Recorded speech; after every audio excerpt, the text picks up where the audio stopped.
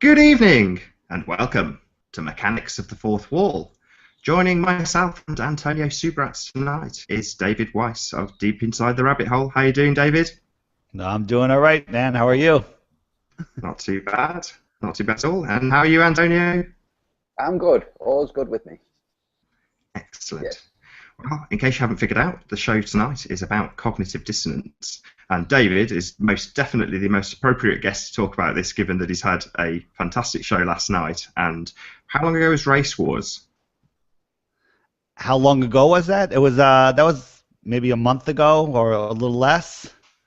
So two really, really pinnacle shows, because on the one hand, people could say, oh, it's frustrating, you're talking to people who just don't get it. But to me, it was fantastic, because you're talking to normal people who just don't get it. And that's brilliant, because it shows you average Joe what a conversation about Flat Earth might be like. Yeah, they all know it's live. Yeah, they all know there's mics everywhere. But that doesn't change the fact that most of them haven't given that much consideration to it. And the people on last night's show have had to give consideration to it, much to their frustration, because you've been talking about it. Simple as that. It's important to you, as you phrased it. Well, the show from the other night was spawned by my host from I do a podcast with two other guys, Tim and Mike, and Mike is very trollish, we'll say. You know, he doesn't believe anything, and he makes a lot of posts that really would anger the normal person. But I said, hey, if you're going to be saying all this stuff, we need to do a Google Hangout and go over the facts and let the pieces fall where they fall. And man, did they fall. Yeah, I mean, it was summed up with the title of the show, Cognitive Dissonance, because it's, maybe Antonio will go on about the general steps that people will go through when they come across something that disagrees with their standard belief system or the program belief system. So you start off with it being fiercely opposed. No, ridicule. The first stage ridicule. is ridicule. Yeah, first stage is ridicule, then violent opposition, and then depression. They say that it's wild-held acceptance, but really it's depression, especially somebody that's really been challenging it. They're defeated and they accept it. I have been trying to get Mike past ridicule for 2 years now, and it's been very difficult. He has come across, on something like 9/11, where he says, he still believes planes hit. He still believes it was done by terrorists, but the government took advantage of it. I mean, that's as far as I've gotten. Yeah. So didn't he say he believes in the controlled demolition part of it, or would entertain that? He entertains that there could have been controlled demolition involved, but that's as far as I've gotten with him.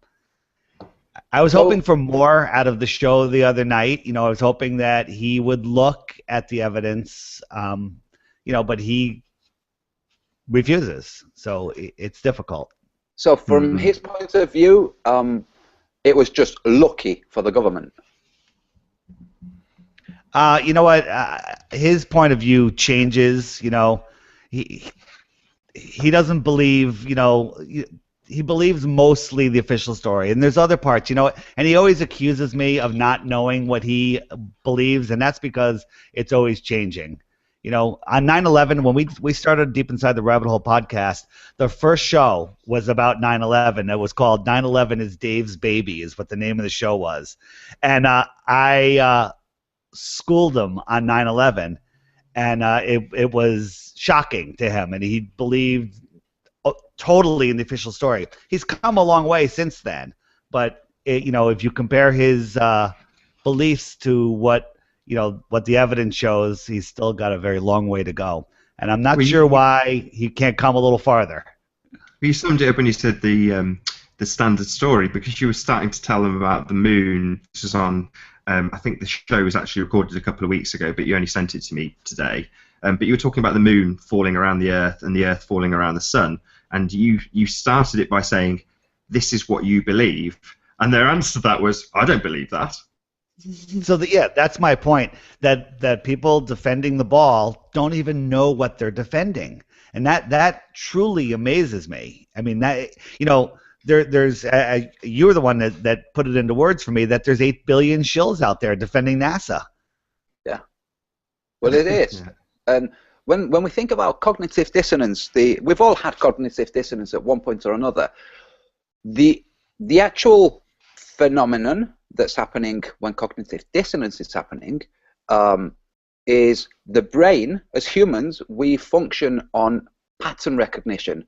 So whenever we see a human with a very distorted face, that breaks a pattern, and we have this, but we get that with ideas, with paradigm shifts. So a paradigm shift happens after cognitive dissonance if you enter into cognitive dissonance.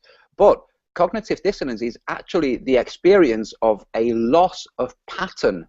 So when somebody comes with an idea that really mismatches the patterns that you have, you can't match that idea to any pattern, and this is what causes cognitive dissonance. It's actually a defense priority for the mind, the human mind. So for instance, excuse me, for instance, as a creature on this plane, we're used to grass moving a certain way. We're not used to grass, for instance, moving like this in the wind. We're not used to grass moving like this. So you're walking through a grassy field and you see this, and that breaks your patterning because it turns out it's a tiger. Okay, so this is what cognitive dissonance is for. It's actually a defense mechanism. It's a survival mechanism. So therefore, you've got adrenaline kicking in, and you've got the typical fight or flight response. Well, so when people just have enough and just want to run away from this information, that's your typical flight response. And when they have the violent opposition, no, I don't believe that, even though you're actually only quoting the standard rhetoric to them, that's the fight response. Yes, and the lack of pattern is being forced to face something that they've been defending, like David just said, and it not matching.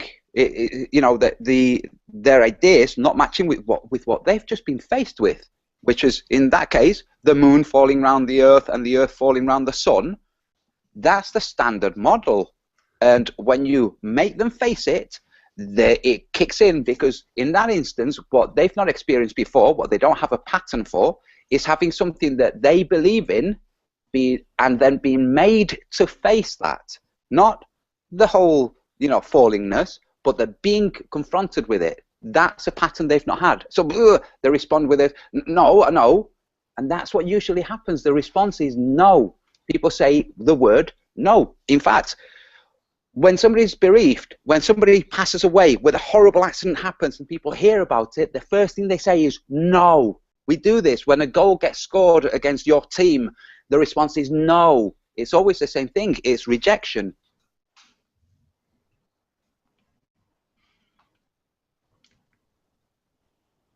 And we all reflect on that sad, somber moment. Are we all sad for the loss of the globe?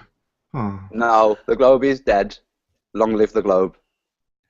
People resist change. You know, people like things the way they are. Hey, I'm comfortable. Things are going the way they are. I don't need change, even if it's for the better. Yeah, so people are happy. I know Mark Sargent uses this example a lot, but in Men in Black, you've got people have got a good bead on things, or would like to think they've got a good bead on things.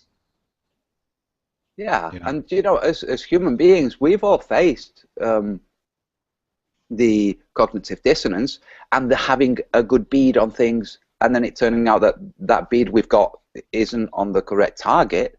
We've all been through that situation. I think as flat earthers, we're just people that have, you know, that maybe have been through that situation so many times that it's not so jarring to us when we first come across it. You know, there are the small moments when new flat earthers, I'm sure most people out there will verify this. There are moments when, as you're getting the flat earth, there'll be small things that you know, pop up in your consciousness, like the motion of the moon, and you'll have this reaction. And eventually, when you figure it all out, it's not, you know, there's nothing to worry about. So it's no longer. With the ridiculous nature of the heliocentric model becoming more and more evident, do either of you feel that perhaps we're seeing a bit of a shift in terms of the way our attitudes are aimed towards it? And I'll use an example. So on David's show, it was not last night but the night before, ODD TV was on there, and he was getting very frustrated with the pure ignorance of, it wasn't Tim, it was Mike. And I felt his pain. You know, it's frustrating when you're trying to explain something that's quite complicated and does take quite a lot of research and time and effort to figure out. For someone to just spout nonsense when they, as you point out earlier, have no real idea what the model that they worship is, or the model that they believe in actually is, and will you know, shriek or shrug at the nonsense being quoted to them, like the moon falling around us, as opposed to what we actually observe, was it whizzing by each night. Yeah, well, I think the more, sorry, David, I think the more we face people who are displaying the cognitive dissonance, the more we get used to it. So we know that they're going to say rude things. Then we know they're going to do rude things. They're going to make gestures, tones, posturing, all of these things. We become more and more familiar to it. So it's water off a duck's back. But when you haven't actually faced it so many times, you know, at first you react to it, and you know, and this is what we saw with ODD. He reacted to it. I've reacted to it a million times. So ODD from the beginning, before we even started the show, he was sitting back, like, you know, listening to the talk that was going on, and he's like, what am I getting into here? You know, and I'm all for a couple good jokes, you know, to insert humor into things, but you know, when you're arguing against a model and you don't even understand the model that you believe in, it's mind-blowing to me. And getting back to your question of you know, the heliocentric model becoming so ridiculous the more we learn about it, it's getting more and more difficult to not laugh at people when they start talking about the heliocentric model. yeah, That's the thing that struck me. You got Mike, who's a comedian, and to me, the heliocentric model's got so many opportunities to poke fun and laugh at it, because it's just crazy. Yet you've got this rather complicated, rather farcical situation where you're presenting the massive distance and the tiny little dots that are the Earth and Moon to the sky, and asking if a shadow could be, you know, cast on the Moon with this tiny little dot. And rather than just ripping apart this, you know, rather complicated scientific explanation, he's just started defending it, and you think, well, that's not very funny. You could just, you know, laugh at whatever's being presented to you because it's science and nonsense and who cares or whatever. But he didn't. He defended it vehemently. I was trying to do an experiment with a softball and a spotlight to shine a curved shadow on a wall, the farthest wall that I could do down my hallway, and I couldn't even get close to a sharp edge, whether I held it close, farther away. It's impossible. And at that distance, it would be pretty much a straight. It would just be diffused light at that point. Hmm. It's a shame Antonio wasn't on the show when ODD was giving his explanation. He said, well, you see the sun and the moon out at the same time. And Antonio, you do a really good job of explaining the gibbous moon and how you shouldn't be able to see that. It doesn't work in the heliocentric model at all. And it's something that I know you've said it a couple of times, but it's a really nice thing that if it gets more and more of an explanation, you'll get that eureka moment, like I know you've had, David, where you've looked up and gone, oh yeah, it doesn't make sense. It absolutely disproves the globe. I mean, maybe you could give us an explanation. Hopefully it's getting more and more concise each time you do this. What, me? Yeah. Yeah. Okay, I'll boil it down to this. You can't remove the horizon from your experience because you're a human being and you're on this plane. And if you argue from a point where you've removed yourself from this plane, so you can observe these things, you've removed the horizon. So place yourself back on the plane and look at the position of things, and it doesn't work. You know, the moon would have to be too far behind the spinning globe. It is laughable, David. Like you say, it's getting to the point where the globe is laughable, you know. And although ridicule is not so nice a thing to use, and we've had it used against us so often, it is effective, which is why it's been used. So I've started to just laugh at my friends. Oh, look at you with your magical spinning world. You know, oh, look, it feels solid and unmoving. Must be spinning 1,000 miles an hour. You know, it's just, it's absurd. It is absurd. It is fun to argue the ball with flat earthers, though. I could see why there's so many people that do it. Well, we did, didn't we, on the first interview that you did on Flat Earth UK? That was kind of pre-planned, of course.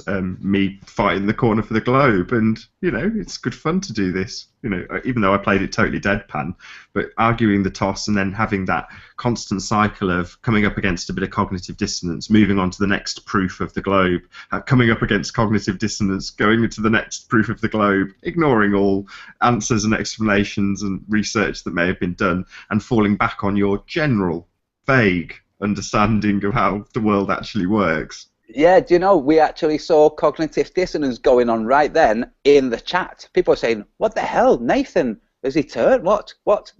People just not understanding and going through their own, what the hell? So, yeah. I did a preview for it. I said, look, I'll be playing devil's advocate for I assumed that the whole time I could only keep it up for about 20 minutes. But, people were warned, but they must have tuned in and gone, what the hell's going on? Is this guy advocated or, defected? You did a preview. You planned it out with me. We even had to retake because we started first and it wasn't broadcasting. And then the second time we did it, I felt like you were serious and it was starting to piss me off. Well, it was almost like it was rehearsed because we did do a solid 15 minutes and I was glancing down going, 0 watchers, it says it's live, it's probably not live. And we stopped, restarted, and I clicked go again, and it just started. It didn't give any disclaimers. It didn't say tick the box, you understand you're going into it. It didn't say any of that. Just started. So I immediately just started repeating exactly what we'd done. And both of us, like true pros that we are, of course, just immediately started rattling off the same stuff. But to your credit, you didn't want the questions in advance, which I was really impressed because obviously you kind of want to keep it fresh, or you wanted to keep it fresh. So you had no preparation really for that.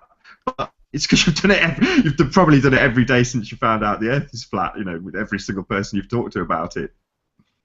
So far, I really haven't gone into a situation where I couldn't come up with an answer, and I don't have answers for everything. And some of them are, I don't know how that works. I don't know what the sun is made of. I don't know what the moon is made of.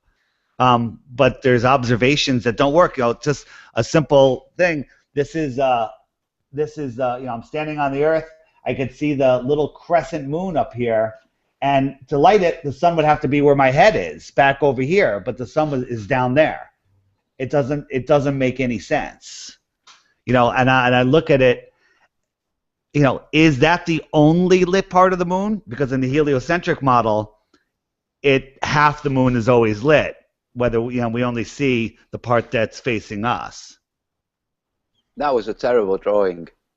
I'm a pro at terrible drawings. You didn't even finish the globe. That's a sinkhole. Come on, it's a sinkhole. Yeah.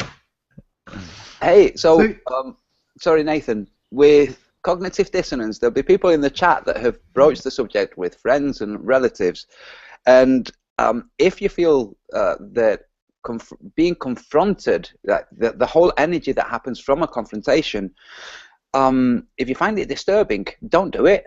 Just like with 9/11, once you get confrontation, just don't try to persuade people. Let them arrive at it themselves, because with 9/11, that's what happened. I have a friend, we'll call him Glenn, who was convinced that 9/11 was the official story. When I started to explain to him certain things, and how a plane can't bring down a building, it certainly can't bring down a building that it didn't even hit, like Building 7. Slowly he came round, but it wasn't by me explaining stuff to him. I just explained a couple of things and left it, and eventually this Glenn character will come to it. That's what we'll see in the world. More people coming to it, like more people have come to realize that 9/11 was an inside job. It wasn't the government let it happen or used it to their advantage. There was implicit action to coordinate it. Right. You had a good idea for a T-shirt, which was "Flat Earth is not for you." Yes. So also that people, if you use psychological ploys like saying the flat Earth is not for you, people will say, "What do you mean? Why not?" Rather than say, "What do you mean flat Earth?" They will say, "What do you mean? It's not for me." And there are lots of different ploys that you can use to circumvent cognitive dissonance, to actually bypass it. My comments on my videos are rolling in. You know, I had turned off my comments a while ago because I was just getting 100 an hour, and I like responding. I don't like letting comments just go and have the, you know, everybody has different ways they handle comments. So I started leaving them on. Now, as more and more videos come out, I'm getting a lot more, and I try to answer them. And I get a lot of questions, you know, like, hey, you know, and it's a lot of your standard questions, you know, what, you know, how come you don't have the edge, or, you know, or, you know, seasons don't work on a flat Earth, and that's my favorite because seasons don't work on a ball Earth. They work perfectly on a flat Earth. But basically, I'll answer the question as simple as I can. I'm like, here's a link, you know, this answers it, and now the choice is yours whether you want to take the time and learn the truth, you know, and learn the information. You've asked the question, I've given you a link, and I send them to my webpage. I have a lot of other people's videos, some of mine, on 3 different pages, and I send them the most appropriate page or directly to a video. And I'm like, here's the information. It's up to you whether you want to choose to view it or not. And that seems to be working. You don't get as much pushback. Yeah, I like to just tell people that I don't do spoon feeding anymore. Just that. And I know it sounds dismissive, but, you know, most of the time when they bring the question up, they're not actually looking for an answer. They're trying to posit some doubt in the mind of other people.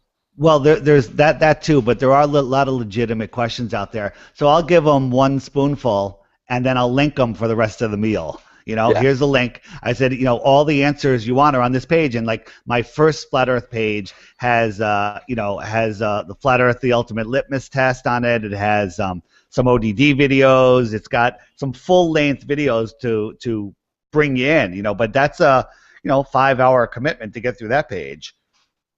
Then I have another page that has a lot of short videos on it, and then I have a question and answer page, and I try to, you know, update it with, you know, some of the best videos to answer all of the basic questions. The problem is that you said to Tim that you were going to send those to him, and from memory he said that he was going to get his interns to have a look at them. Now, could you imagine that conversation when one of them wakes up to the flat Earth? It really is flat. Look at this video. Yeah, haven't really got any feedback from that yet. So, you know, the issue is, and I want to, ODD really set the tone. He's very serious. He takes this very serious, and I like that in him. I really respect that. And you know what? I'm a little different. I take it as serious as him, but I like to insert a little humor, because if you get too serious into this conspiracy stuff, you'll drive yourself mad. You know, I'm known as Second Answer Dave, because if you ask me a question, the first answer is going to be a joke to make myself laugh, or you. You know, I can't help it. It just happens, and it's okay. But then I give the real answer. What you're saying, I mean, people have meltdowns in. It's not just flat Earth, but anything that involves a massive paradigm shift, and we see it.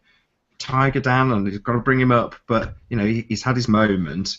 And then it gets surrounded in conspiracy because we've got no precedent. We've got no way of gauging whether somebody has come to this massive paradigm shift and then just gone with it for a while and then had this little complete breakdown, a cognitive breakdown. So, and you just don't know if Tim would be the same. I mean, he said it himself. He said on your show that he would have to adjust the way he thinks about everything. His dreams would have to change, and it would be a massive paradigm shift in order to just look into flat Earth in any serious way.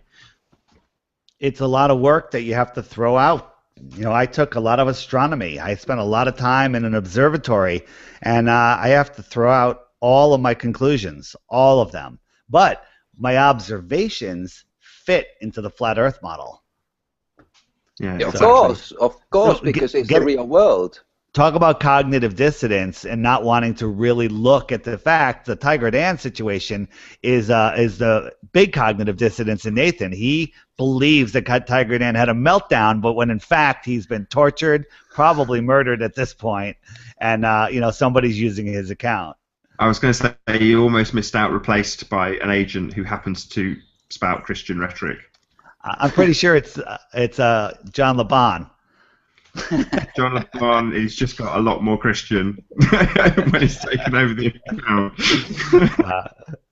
Maybe I'm just in the midst of cognitive dissonance, and Tiger Dan has been taken over by infiltration and MI5. Maybe. but going back to what you were saying about using humour to keep from in the UK, we have an expression. I don't know if you have it in the US, called "going under." When somebody goes under, when they go from a stable life to depression or psychosis, or they go under. It's just they can't deal with life anymore. So some people keep from going under by using anger as a motivator. So ODD uses anger, outrage, because the truth is, it is outrageous. All the wars that we have, all the scarcity, all the problems that we have are based on this bullshit spell that's been woven on the world, where all these things are necessary from a military standpoint. So once you realize that isn't true, all the things that are used to bolster the current status quo are destroyed, and the people at the top of the current status quo must know. It's not a case that none of them know and it's just YouTubers who know. These guys know. Some of these guys know and are perfectly happy playing along with the system that they benefit from. Now, whether the reason they don't send expeditions across the ice is because they've been ordered not to by some police force, alien civilization across the ice somewhere, or whether it's just they prefer the prestige that they have, we don't know, but it is outrageous. So comedy is a great way to dispel that anger. This is where I agree with someone like Tiger Dan and his outrage, and that's kind of echoed by Jaron and his way of putting that we could have answers. We're put on the spot all day long by globalists saying, well, how do you prove this? How does that work? And in reality, we could have answers tomorrow. Or we'd have the fact that we can't get answers. What's the sun? What's the moon? Like, easy to answer if you've got access to the equipment that the people who lie to us have access to, and certainly you guys in America have been paying through the nose for a very long time for, and they're not giving us answers. They're just peddling. It's El Cid, riding into battle dead. The globe is dead, but they're peddling the same old crap over and over again, and it is outrageous. And you can understand someone like Dan Pratt getting very, very annoyed about this. Why are we paying for this crap to be continued when you could give us answers tomorrow? To tag Jaron's, to tag a Jaronism ending onto that. Yeah. Dan Pratt's attitude, ODD's attitude, I think they're spot on, and I could see how they're getting really pissed off. ODD, I think he lives in Detroit. Does he, or do you know? I'm not sure. I think he lives in Detroit, and so if he does, he's seen the spoils of what's going on in this world, the way the government treats us, and the way the way people suffer, and it's upsetting. And I've seen it too. But I live in Fairfield County. Okay, for those of you that don't know what Fairfield County is, it's like Beverly Hills, if you want something you can reference to. And I live in a bubble. And no pun intended, we all live in a bubble. But I'd say I live in a bubble because I live in Fairfield County. When I go on vacation, I fly over all the crap and I land, in Hawaii or in the Caribbean. And I pop around this beautiful plane we live on, landing in the most beautiful spots. So I'm the first one to admit, that, I don't get firsthand experience, but my research has shown me, what is going on in this world, and I'm angry too. But I don't let that anger eat me up inside. You gotta. I still go kite surfing. And sometimes I ask myself, how could I be kite surfing when all of this crap is going on in the world? But you gotta take care of yourself. You do, and I used to listen to Alex Jones. I don't listen anymore. From time to time, I've popped back in to have a look, but I end up angry, annoyed, and depressed because you can't fix everything. So with looking at the flat Earth, we don't need to wait for NASA to give us the answers. We know a lot of the answers already. And one of the answers is they're full of shit. So whatever they tell us, we have to take it with a pinch of salt. But we have enough answers. Later, the scientists, when NASA closes shop and things are redressed and balanced, at that point, the true discoveries will happen. There's already been astrophysicists explain that stars seem to not be in the location they were believed to be and be a combination of ranges that we see from the Earth. These things are already published, but then they go on, they're not publicized. They're just published once in the media and then gone. You then have to spend ages. You published a TED Talk, didn't you, Antonio? I think it was yesterday you published a TED Talk that talked about the changing distances. Maybe you could talk a little bit about that. Yeah, well, this kind of echoes. I crashed the globalist party with a spaceman and Sizzies and a couple of other people, and I just pointed out that some of the stuff they believe, these science-loving people, are errors, they're mistakes. Now, I wasn't familiar with Rupert Sheldrake then. Otherwise, I would have pointed to him because he is a scientist. But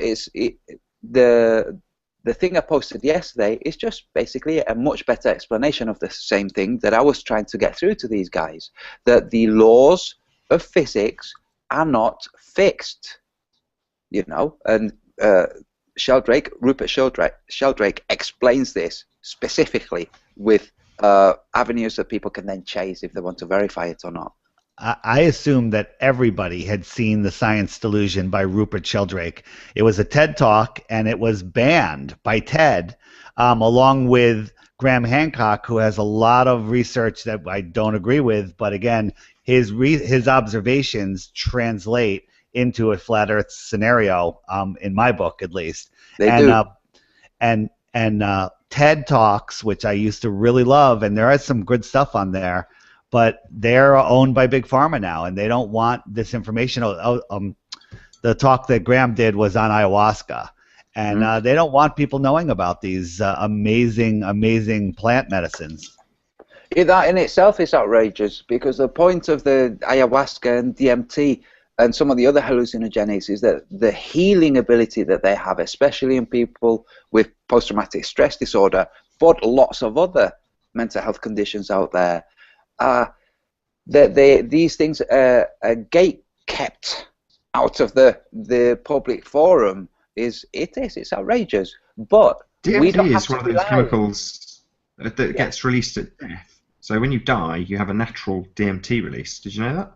Yes. Yeah. Yeah, almost every plant that you eat has DMT in it, but your stomach has a myo inhibitor. I'm not saying the word right, and it neutralizes it. But when you drink ayahuasca, it has another root mixed in with it that neutralizes that inhibitor, and you get the full experience. Well, we couldn't walk around eating food and tripping all the time. We fall off cliffs and things. No, but the thing is, there is a lot of things in this world that we know are outrageously wrong, but to focus on them, you suffer. It's not a case that, so the saying, see no evil, hear no evil, speak no evil.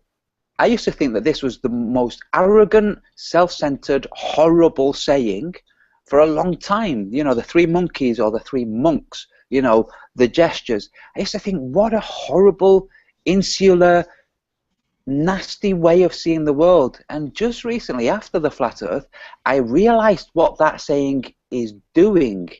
It's trying to say, don't see evil in the badness, in the corruption. It's not, there isn't evil involved. It's saying don't see the evil, see the problem, because if you see the evil, then you get angry, and with anger you can't see a solution clearly. Instead, see the problem clearly, and you can think clearly about it. So don't talk about dead babies, Dan Pratt. Don't mention the unfairness of war in terms of evil. Look at the problems, look at the situation clearly. Because the truth is, we might live in a world where there is no evil and there is no good, in which case it's a world where there's love and hate or fear. But to just assume that situations are evil, they corrupt your view of them. So now I understand that saying as something that's really useful. It's cognitive dissonance. I was going through this thing. How can some wise person has said this stupid thing? And it turns out, no, the stupid one was me thinking that that's what was being said.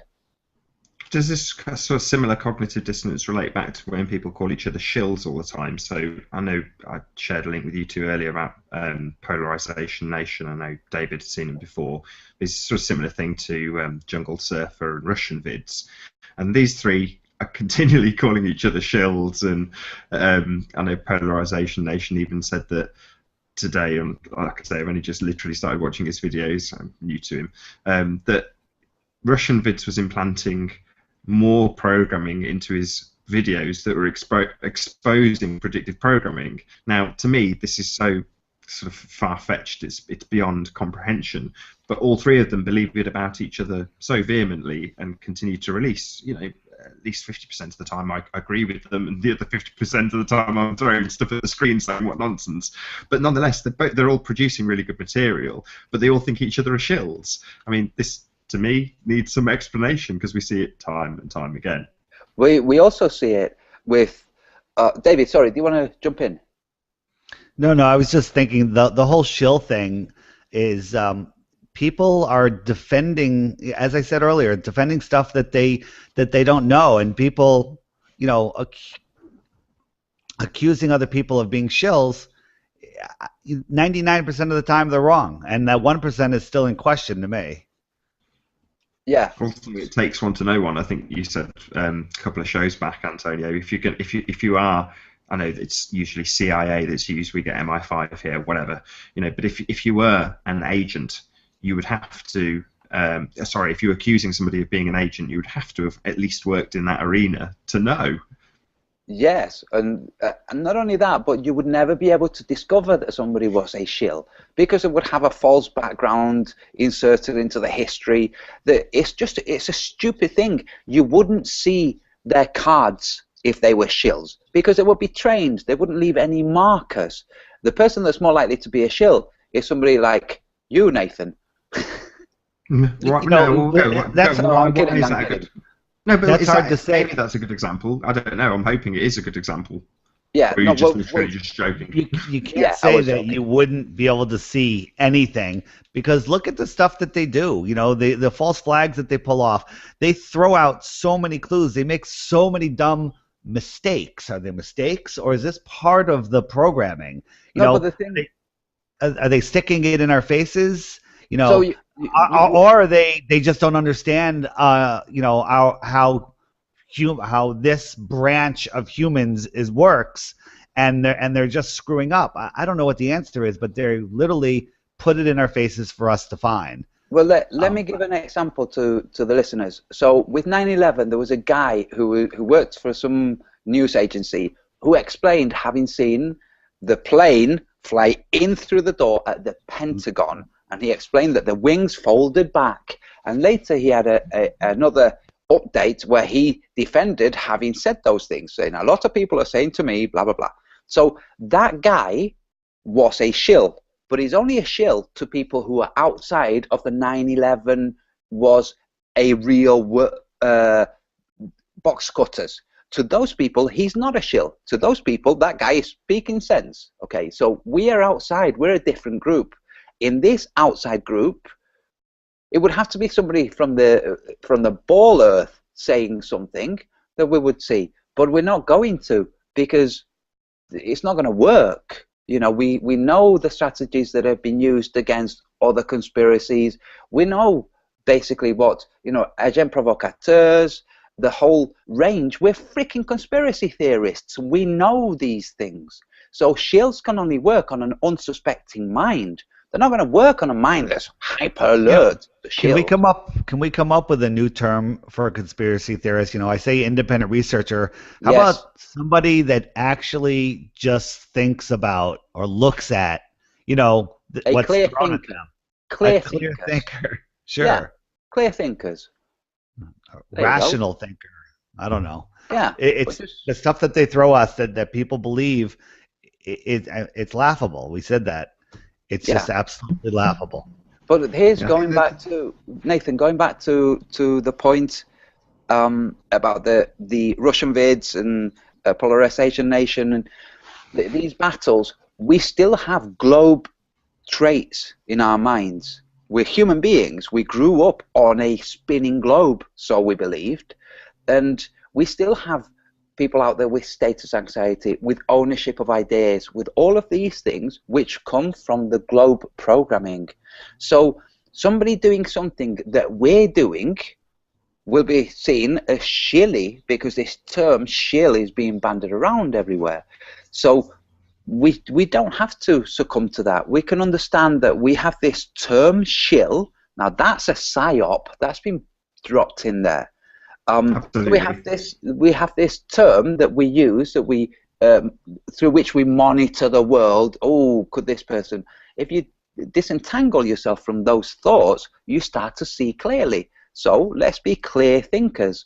Let's think about things clearly, and let's look at things like the ownership of words. I was the first flat earther. No, I was. No, I was. These things that happen, it's like, no, you all were in your own way at the same time, and there's no prestige. You see, prestige is another of the globe things. I want the prestige of being acknowledged as the first flat earther. It's like, no, you don't get that prestige. You get the same prestige as everybody else. So with one of these entangled thoughts is this idea that people should have leaders and people should follow leaders, like in the freaking Life of Brian. So you've got Flat Earth Vancouver, BC, saying the big channels should be telling us what to do. And you have Dan Pratt saying the big channels should be... No. That's not how it works. That's the old globe thinking, that you need a huge mobilized mass challenging and resisting. No, just switch off the TV, Dan Pratt. Don't get annoyed by it. You know what? There's no wrong answer. I don't want to say there's no right answer, because there's people like us that get together and put ourselves out there, and people say, "Oh, you're leaders." No, we're not. We're just willing to take our time and share the information with those that are interested. There's people like Dan Pratt that are saying everybody should do stuff by themselves or whatever, or get new people. Awesome. Need more of that. There's people like Rory Cooper, My Perspective YouTube channel. He doesn't respond to anybody. He doesn't respond to comments. Nobody. I mean, he's very rarely seen, but he puts out phenomenal work. He's watching. He's thinking, and then he puts stuff out. ODD. He's got his attitude. He's really good at putting bigger length stuff together. His graphics are good. His delivery is good. All of these things together is what's going to do it. None of them by themselves. Yes, if I've read The Art of War, it's a brilliant, brilliant read for anybody out there. It's pretty easy to read too. It's almost like bullet points.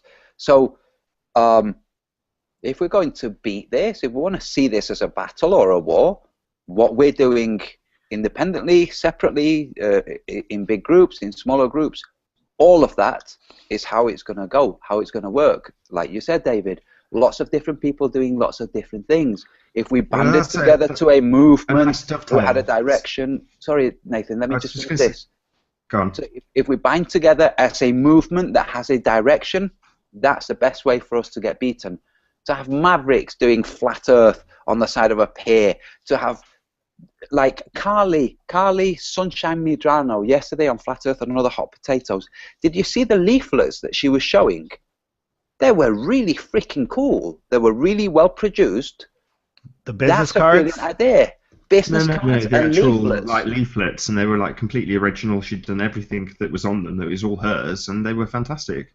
I mean, what I was going to interrupt and say was that kind of dovetails nicely into something about Russian vids and a polarization nation and jungle surfer, which is, although you're saying we shouldn't band together in groups and be mavericks, from a selfish point of view, that would be one of the best hangouts or whatever, best shows you could ever watch if those three were together just discussing what they know about what they know.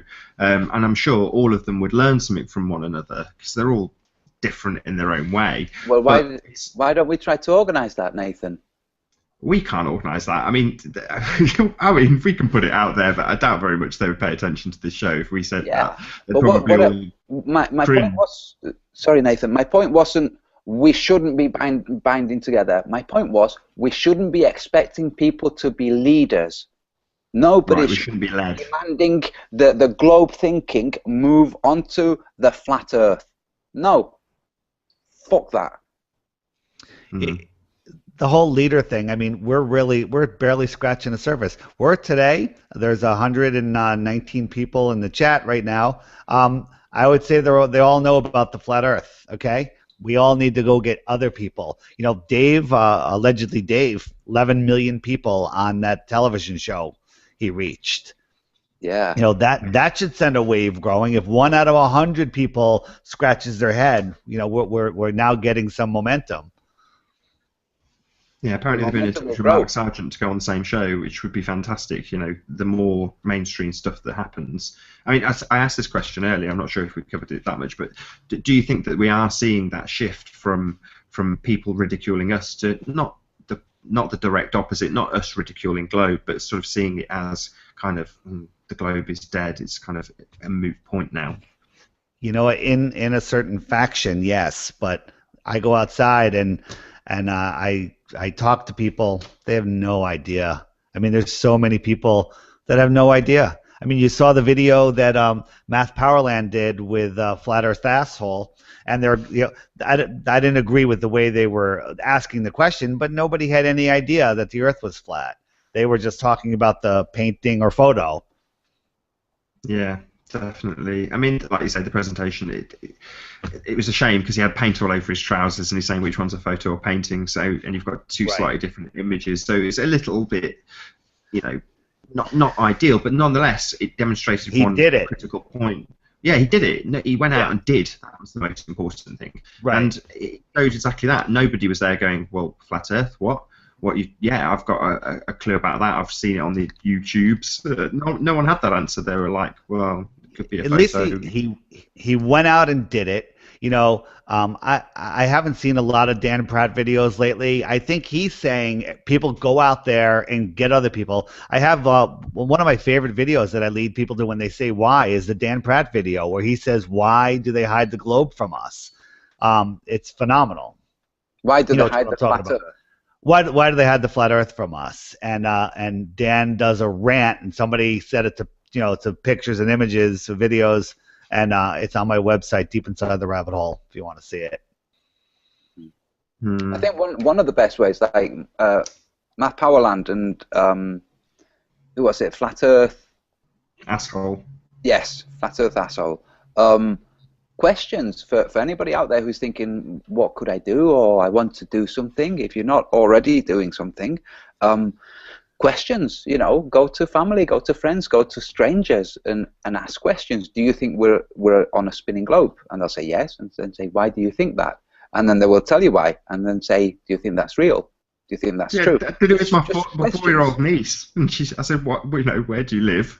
I live on a globe. Why? Because I've got one in my bedroom. Yeah.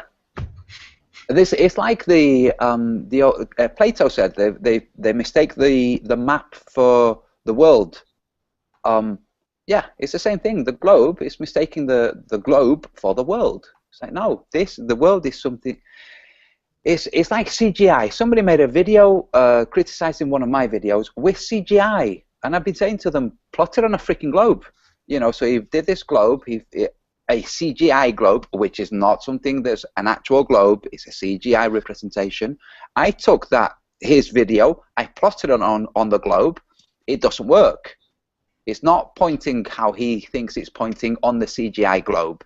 All of the angles have been skewed massively. So this is why this guy won't plot it on a globe. And the globe is not the world. It's like confusing the map for the land. No, the map is not the land. The land is the land. You also see some sort of normal things that people will quote back to you that you can probably cast your mind back maybe 12 months to when you were first getting asked flat Earth questions, or asking them yourself, moreover. And you start quizzing yourself what do the planets do? And again, David Weiss, on your show that you sent me today, which was filmed a couple of weeks ago, or recorded a couple of weeks ago, you got questions from the female panel member. Well, what are the planets? You know, are they flat too? And you kind of you suddenly have to regress almost to, well, we just think all that's nonsense. It's just a misrepresentation handed to us by people who control the media. But you can't give such a concise answer when somebody's in that total cognitive dissonance. Doesn't matter what answer you give them, they're going to pull something crazy out of the back of the Discovery Channel brain that they've got. One thing now I wear, you always see me, I'm always wearing a different shirt. NASA Lies, the International Fake Station. My favorite shirt right now is The World is Flat. And people look at that one and they go, the world is flat? And I'm like, I just look at them, I go, everybody knows that. Google it. I go, you don't know that the earth is flat? And I'm just like disgusted. And, you know, or I'll engage them or I'll just keep going, depending on the situation. And it's amazing.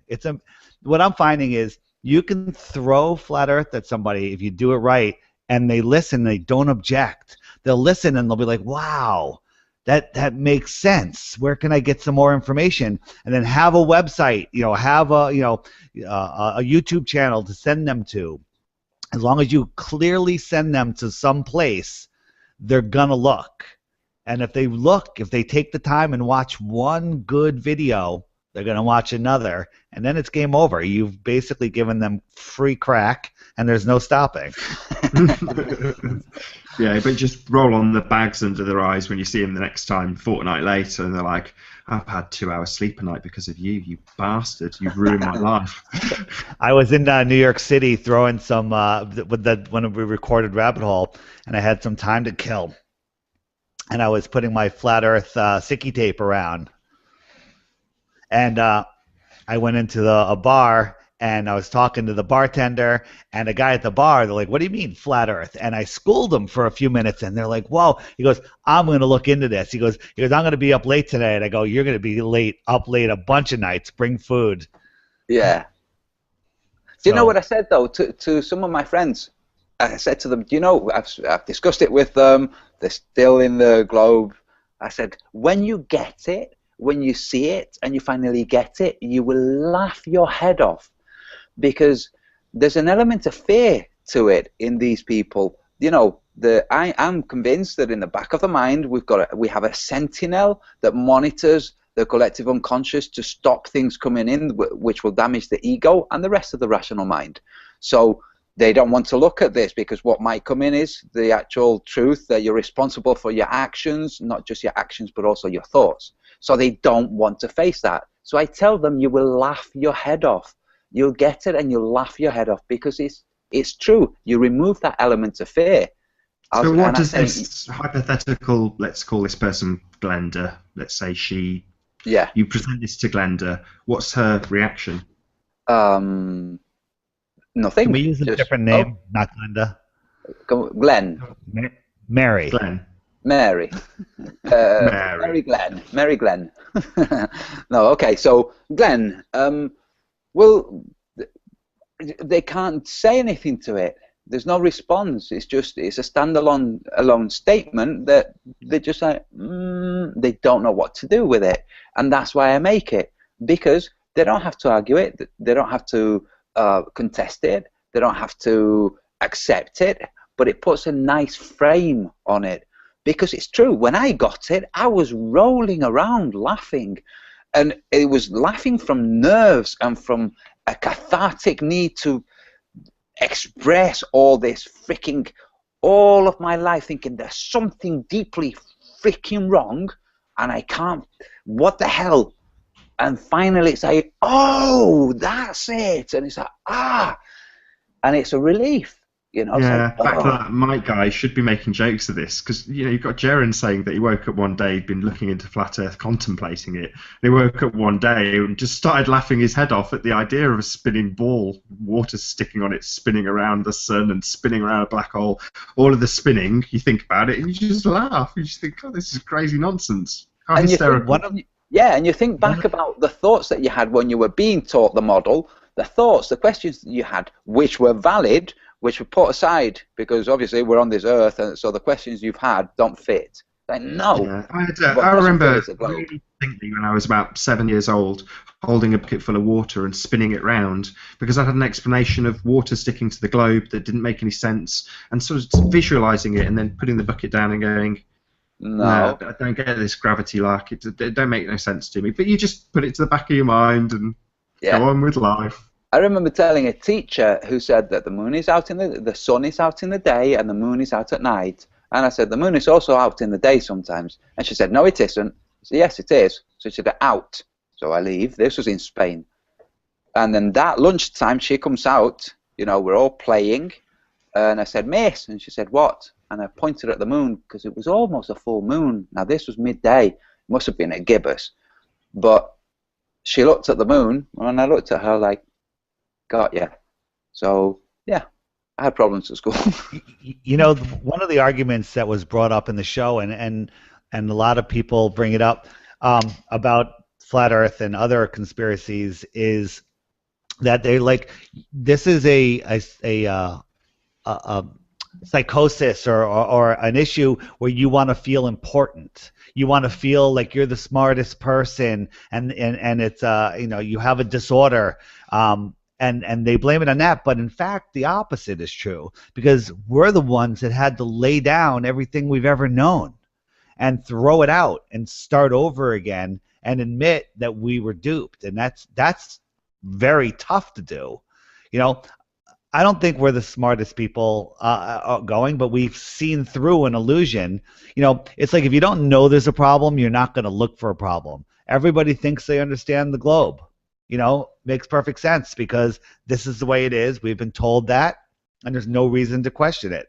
And without being idealistic, you can then make your own world. You know, you can then decide, well, you said about going out surfing. Well, the world is kind of what you make it, and if the world isn't as you know it, you start being a bit more inquisitive, and that leads on to experiencing more of life in general. So therefore, life is better on flat Earth. That's a very true statement. Yeah. It is, and it's not ignoring the suffering of others, but you can do more to assuage the suffering of others by being a conscious human being. You can actually help the whole framework of humanity by being a more conscious human being and helping discoveries be realized by other people. You had a great example of this, Antonio, with starfish. Oh, yes. This is in Chicken Soup for the Soul. There's a person walking around, you know, they're mulling over the problems, and they're on the beach, and it's kind of near sunset, and there's somebody down the beach, and they're picking something up and throwing it into the ocean, and the person who's mulling their problems sees that he's walking on starfish. The beach is strewn with millions of starfish, and as he approaches the other person, he sees that the other person is bending down, picking up a starfish, looking at it, and then throwing it into the ocean. And as the person gets near, they say, "What are you doing?" And the person says, well, I'm throwing starfish back into the ocean. Picks up another one, throws it in, and the person says, but there's millions of them. What's the point? What difference are you going to make? And the person picks up another one, looks at it, throws it into the oceans, and says, made a difference to that one. It's true. You will make a difference just by carrying a happier attitude. You know, we spoke about this before. In traffic, you let somebody into the traffic in front of you. When that person, you know that person would be stressed if 50 cars don't let them in. So you can be the person that breaks that stress in them, and they join in, and then later on they do it to other people because they've enjoyed that. They're not thinking, oh, that was a nice guy, I want to be a nice guy like him. It's just you've removed the stress from them, and this happens. We know that we function as a flock. Human beings function as a flock or a school of fish in many, many situations. And we can help it just by, in fact, if you look at what the mainstream media would like you to do and think about and do the opposite of that, you're going to have a much bigger impact, which is the reason they want you focused on the things they push in your face. Just do the opposite. You know, if they show you dead babies in Syria, don't freaking look at the TV anymore. Just if most people out there probably don't watch TV anymore, but people like Dan Pratt do, and people that still go to Infowars still get that stress. So don't engage with the stuff that stresses you. Engage with the stuff that doesn't, and you will achieve more good. Talking of stress, did it stress you doing things like race wars and the chat that you had out yesterday? I kind of know the answer because we spoke straight after it, but you know, does it stress me? On the surface, it certainly feels that way, but I don't look at any situation as bad. You know, every situation is great. You know, the trolls have inspired me to make my best videos, so I have to thank them. You know, there's a situation going on right now, and another leading flat earther is going to come out with an awesome piece of information, and he only has the person that was trolling them to thank them for the inspiration. So, you know, Mike in that show helped. It did a service. It helped some people that believe in the globe scratch their head, and they're going to look because they don't want to look that dumb. I don't want to say that Mike looked dumb, but it didn't come off well, in my opinion. Maybe I'm the dummy, and I think everybody else is dumb. No, what I found, David, I think you found the same thing, is usually what happens is they come with this idea of superiority, and when you start pointing to them that they don't quite know the things they're talking about, this is when the cognitive dissonance kicks in, because they've never had to face the situation where their information is nonsense. So with the race wars, when you said to the girl, so how does the atmosphere stay on? Like, you could see the cognitive dissonance kick in. The atmosphere stays on because of the atmosphere. Yes. That was the answer. Yes. It's like, wow. So, you know, having these tough conversations helps. It helps everybody. It helps us get better at explaining what we're trying to explain. It helps people that have no idea what's going on to start looking into it. You know, there's really nothing that doesn't have a good side to it. You know, I'll tell a quick, since you told a story about the starfish, I'll tell a quick one about a priest goes to the carnival, you know, at the church, and he puts a ticket into the raffle, and he wins a convertible BMW. And he's like, they're like, oh, and the woman goes, oh my God, you're so lucky. And he goes, perhaps. It was a monk, by the way. He goes, perhaps. But, you know, he lives out in California. He enjoys driving it, and he's driving it along a mountain road, and all of a sudden a car cuts him off, and he tumbles down the hill, and he ends up in the hospital, and he wakes up, you know, he's in the hospital, and the woman goes, oh my God, this was the worst thing ever. And he goes, perhaps.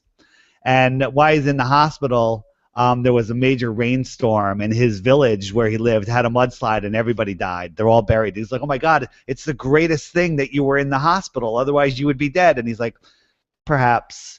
And so no matter what the situation is, it's you just have to roll with it. You know, my favorite thing to say is, you know, people wake up and they go, oh, it's a gray, rainy day. You know, water falling from the sky, the most precious substance on Earth falling from the sky. That's crazier than flat Earth. I mean, you can't make up stories like that. So whatever the situation is, there's a way to look at it that will benefit you.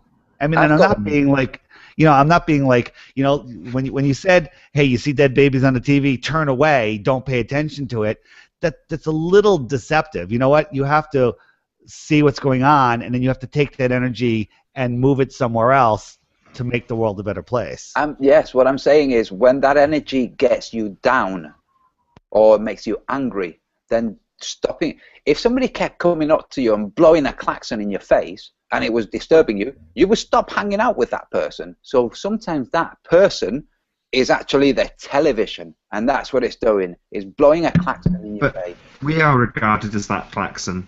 Flat earthers. So on the show that David just did, you've got them saying you're constantly banging on about flat earth. I don't know how they phrased it. That's a very British way of putting it. But yeah, your main priority, because you're obviously interested in it and it does concern you deeply, you want to talk about it, but they feel like it's just a klaxon in the face. Would you agree? Absolutely. That's the biggest problem I'm having right now, because flat Earth is, you know, the nature of the world, or the lie that's been cast upon us, I feel is the key to our freedom. You know, if you don't know you're a prisoner, you can never free yourself. You'll always be a prisoner. And flat Earth is, understanding it frees you from the system. It sounds crazy, and there's some people out there that think we'll never be free. That there's no hope and there's nothing we can do about it. Well, I don't believe that at all. We are beings of free will, and we just need consciousness to shift there. And consciousness is shifting. Consciousness is rising, and it's happening faster and faster every day. And as soon as people realize that, the faster people realize that, the faster we'll get to the world that we want. This is the problem. We're shouting in their faces like the klaxon that they hear, and in reality, the globe or the heliocentric model or the spinning ball model, whatever you want to call it, is that prison, like Antonio says. That is the reality, and we can shout it till we're blue in the faces, but people want their prison. They want to be trapped in their existing belief systems, no matter how much we can shrug it off and say, yeah, it's dead. The globe is definitely not where we live.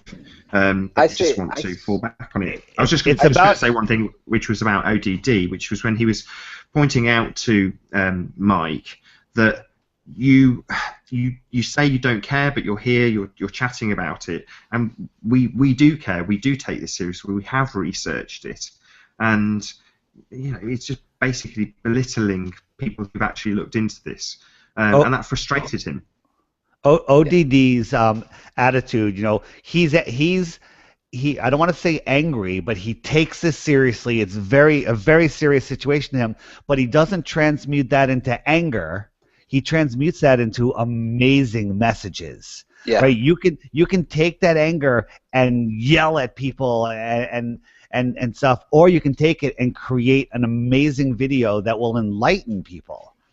Because the anger will never get you there. Yeah, the people he's trying to enlighten are ultimately people like Mike who don't necessarily, they just see it as a klaxon in the face. And ODD tried to explain to him that he maybe phrased it badly because he said, well, I know what your programming is, or something like that. Yeah. And he quickly corrected himself and said, we're all programmed this way. And Mike's response was, you don't know my background, you don't know what I've been programmed in. But obviously we have the understanding that globes are absolutely everywhere. They're on every TV set, they're on every magazine front, they're on every billboard. They're talking about them and singing about them on the radio. So we understand that level. So we can make bold statements like ODD did when he says, we understand what your programming is, we've all had it. But to somebody who isn't on the inside, they'll just go, no, you don't know anything about me, you don't know what I've been programmed with, I've not programmed, I've not been sat in a chair, I'm not Alex, I've not had my eyes pinned open. But they have, quite literally, without them even realising it, had their eyes pinned open to the globe in everything they see and hear. Well, I see it differently. Rather than us being a klaxon, I think the globe is the klaxon. It's continuously. It's like a prison bell. I totally agree with you, Antonio. I echo that. It's the way we're perceived. Yeah. Yes. So I know. So we have the globe. Let's consider a prison, and you have the bell that rings for lunch, the bell that rings for all these different things. And instead of it being a bell ringing, it's an image of the globe. So you go to the cinema before the picture starts. The globe. Everywhere the globe. It's just a reminder of the prison. So instead of being a klaxon, I see it as this.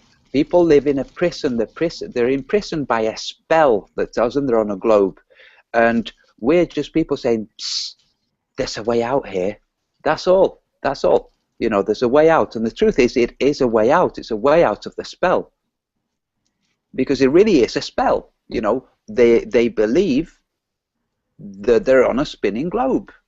And there's nothing that they can themselves do without help from somebody else, or without questioning that spell. But if the spell is woven well enough, they're not going to be able to question it. So they won't see. Polarization Nation did a really good video on this when he was talking about I think I'm saying this correctly, the Grand Grimoire, and he was just saying it's just a way of putting grammar, and spells are literally what they sound like, just spelling. And it goes to what we've been talking about on this very show for pretty much every show that we've talked about. And the way we talk, the way we conjure images with our words are spells, and spelling is just spells. It's literal, unfortunately. Yes. So we have to get that. Yes, we have to consider that when we're talking to globalists, they are spellbound. It's almost like talking to somebody who's sleepwalking. You can't make sense to somebody who's sleepwalking without waking them up, and you can't dispel the spell that these people have by trying to wake them up, because they are actually awake. They just have this spell. The only thing you can do is create a spell that counters it. So humor is a good one.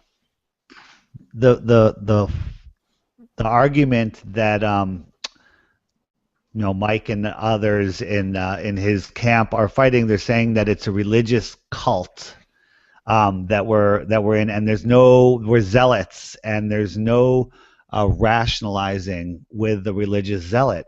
And it doesn't matter the fact that I discovered the flat earth first, and then I said I don't call myself religious. I just realized it's an intelligent design and there's a creator. I don't want to pigeonhole myself in anywhere. I have some developing understandings, but I did it backwards. I discovered the flat earth, then I discovered the creator, and then I realized NASA was a hoax. Gets me every time. Yeah, it makes me laugh when I think about it now. It's just absolutely ridiculous. But the only reason is because I didn't look into it, because I was hypnotized, I was programmed, and I never even considered that they could fake such a thing. Yeah, so they did. There's some cognitive dissonance for you. Yeah, you're easy. Well, for sure. I mean, space always seemed wrong to me. I mean, I was a big fan. I used to watch all the stuff, but you always were sort of left, or I was always sort of left with a bitter taste in my mouth, and that kind of just left me looking for more. And the only place to look was NASA and the NASA channel, or Science at NASA, or whatever else they're putting out there. That's where you find your material. And if every time you're left with a bitter taste in your mouth, when you come across, whatever fake Apollo mission material, you go, yeah, that sits quite nicely, and it only takes one person to dissect up the rear projection technology or whatever else, what do they call them, continuity errors that they have on the footage, and you go, well, yeah, it's obviously filmed on a set because it's riddled with continuity errors, and that wouldn't be the case if it actually took place. They say, you get that cognitive dissonance again, where people will say, well, they didn't go for the first one. You just go, what? So they've just faked the first one, and then the rest of them are all legit? What are you about? You can find so much stuff just by looking at NASA. Like they have the Apollo 11 lander. So you have the lander that they showed with the astronauts in front of and climbing down and all those things. Not actually going in and out of the door because it couldn't quite fit, but you have that lander. Then you had a different model, which is a model they pulled up with a string to detaching the top from the base. They have the one that the astronauts were in front of in one of the NASA exhibition centers. They have one of those. So, okay. But they have pictures of the first lunar lander with the rover in the background. So they were just relying on the image not being good enough for people to discern that's the same one that supposedly detached and flew back to the Earth. So you've got Apollo 15 and 16, the lunar lander, the same one as Apollo 1, with the rover in the background. Just look through the photographs, you'll find them. They're there. I mean, we're preaching to the choir, really, but when we're talking to globalists, humor's the best thing. You think you're on a spinning globe? Why would you think that? And then they have to think of why they have to tell you, well, because... and that's where, whilst they're explaining it to you, they can hear themselves explaining it. And this is the best way, I think, from my experience. Humor. The channel Lifting the Veil 411, I think, is the name of the channel. A lot of people aren't aware of this guy. He's an amazing researcher, and he just did a couple pieces on the lunar rover, how they unpacked it, and how it's just complete garbage. And you should check out his channel. It's Lift the Veil.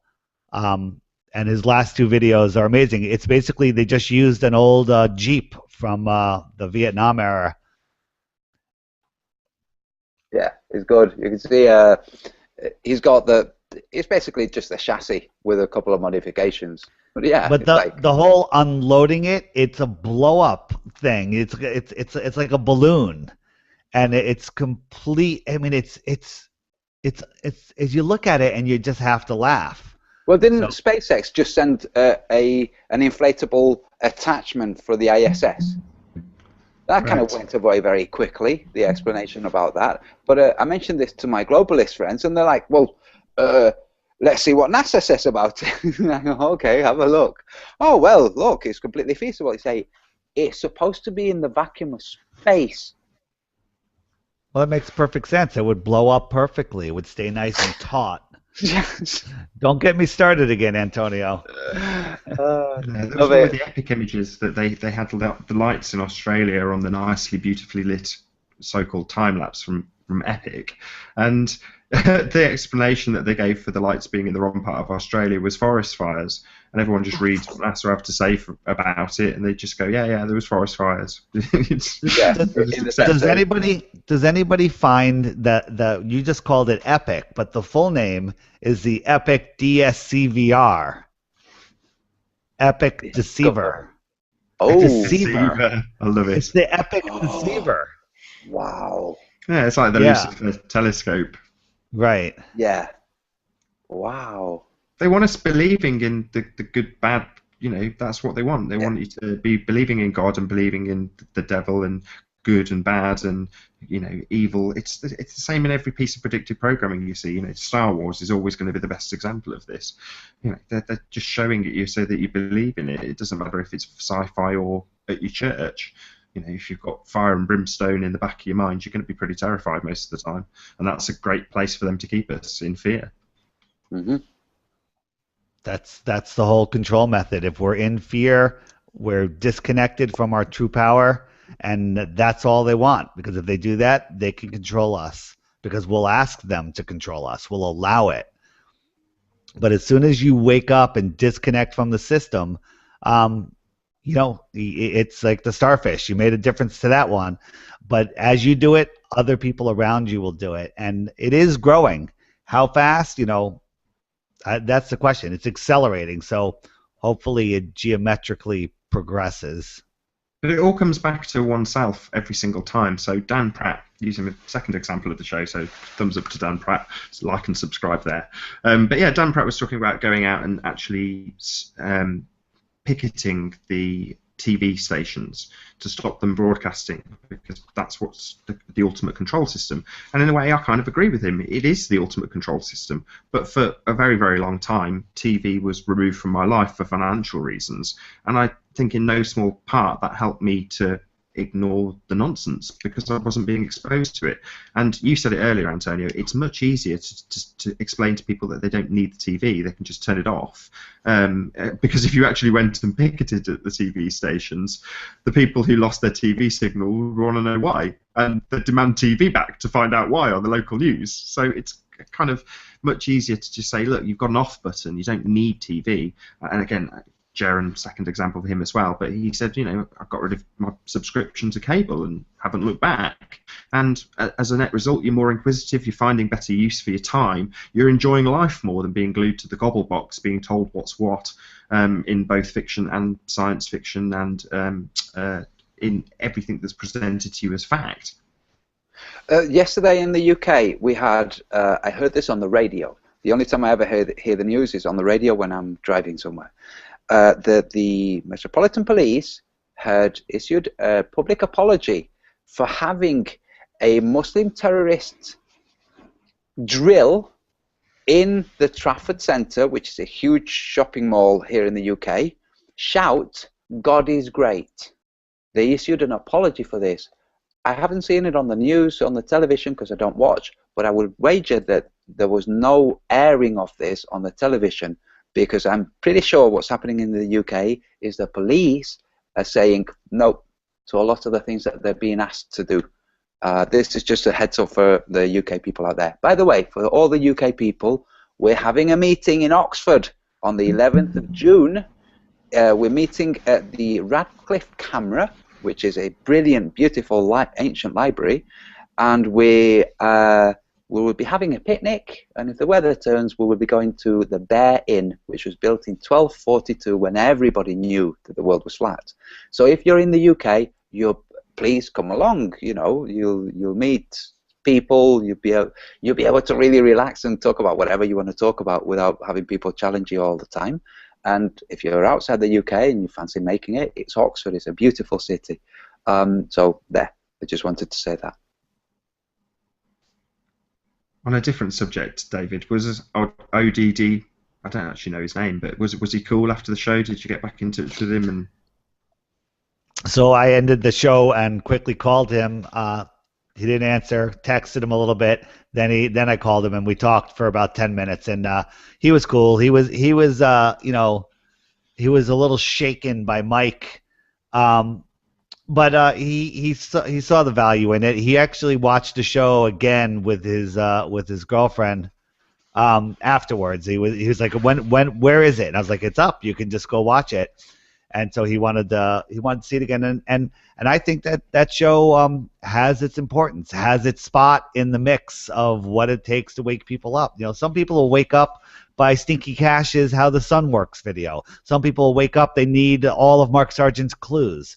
Some people will watch 2 of Eric DeBay's 200 Proofs, and they'll be like, okay, the Earth is flat. You know, it just whatever it is, or one of ODD's videos, or again, when you search on YouTube flat Earth, the first one you get is Marty Leeds, the ultimate litmus test. And I love that video. It's a great one. I've watched it half a dozen times. I mean, of all the YouTubers, though, you're probably the most in contact with, Joe Public, the normal people who, to paraphrase Mike, sort of, I don't care when they've heard it for an hour. Will be their sort of answer. It doesn't make any difference to me if it's flat or not. In other words, they kind of have enough of it after a time. I mean, are you finding that more and more? Is that always the reaction you get? I have a lot of access to comedy shows. I was on Sirius Satellite Radio on the Opie and Anthony channel a couple of times. And these guys, they'll ask good questions, but you gotta bang out your answers. 10 seconds, 15 seconds.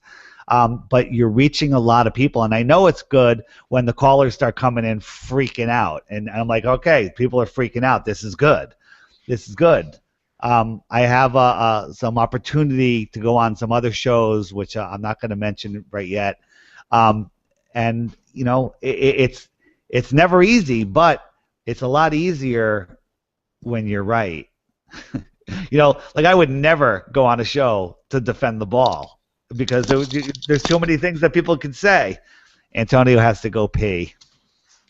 He told us not to promised faithfully that should he scuttle off, you would not mention that he was going off to pee. That's just lovely, David. Thanks for that. That was immortalised on tape forever. That was fast, Antonio. Hey, I didn't hear, but I better know what you said. So I was picking up this book, Zero. The biography of a dangerous idea. The figure 0 in maths. When people say, don't care, what difference does it make? This is what I've started telling people. It makes 0 difference. The same difference that 0 had on mathematics. Because it's a bit of it makes people think, and 0 had a huge impact on mathematics. Before 0, all of that was not possible. So, when people say, what difference does it make? Point out, it makes the same difference as 0 made to mathematics. Completely different level of existence. On a personal level, David, because you get asked this all the time. What difference does it make? It won't make any difference to me. What difference does it make to you? What difference does it make to me? Yeah, absolutely. It shows me that we are not insignificant, that we are these very important beings, that we have free will, that there is a creator, that there's so many things, that we live on a world of abundance, and shortage is not a thing, along with that, all of the other stuff that I know about, chemtrails, GMOs, vaccines, all the false flags and stuff, and all the hoaxes. This is just a purpose to keep us uninformed and keep us in a state of fear. We're literally the serfs of this world, and we think we're the kings. Um, it frees you from the control system once you really embrace it and see it. And I'm under the belief, the understanding that nobody can do anything to you if you don't allow it. I was talking with somebody the other day, and they're like, that person pissed me off. I'm like, no, they didn't. You pissed yourself off. You let them piss you off. Their problem is their problem until you make it your problem by getting pissed off. The world is what you make it. It sounds idealistic, but it's. I'm sure Bob gave a good example of this when he was talking about a guy that was saying he constantly got cut off, and then Bob got in the car with him, or Xanadu 60 from Globebusters, gets in the car with him, and sure enough, people started cutting him off. And he said, well, you're manifesting this reality for yourself. It's life is what you make it. Right, and what people don't realize, life is literally magical, because that which the energy that you send out, what you want or what you don't want, will come to you. If you send out, oh my God, I don't want this, I don't want that, I don't want that, it's coming to you. You're just manifesting it. So if you can get control of your vibration, not just your thoughts, your feelings. Your feelings are what manifest things in this world.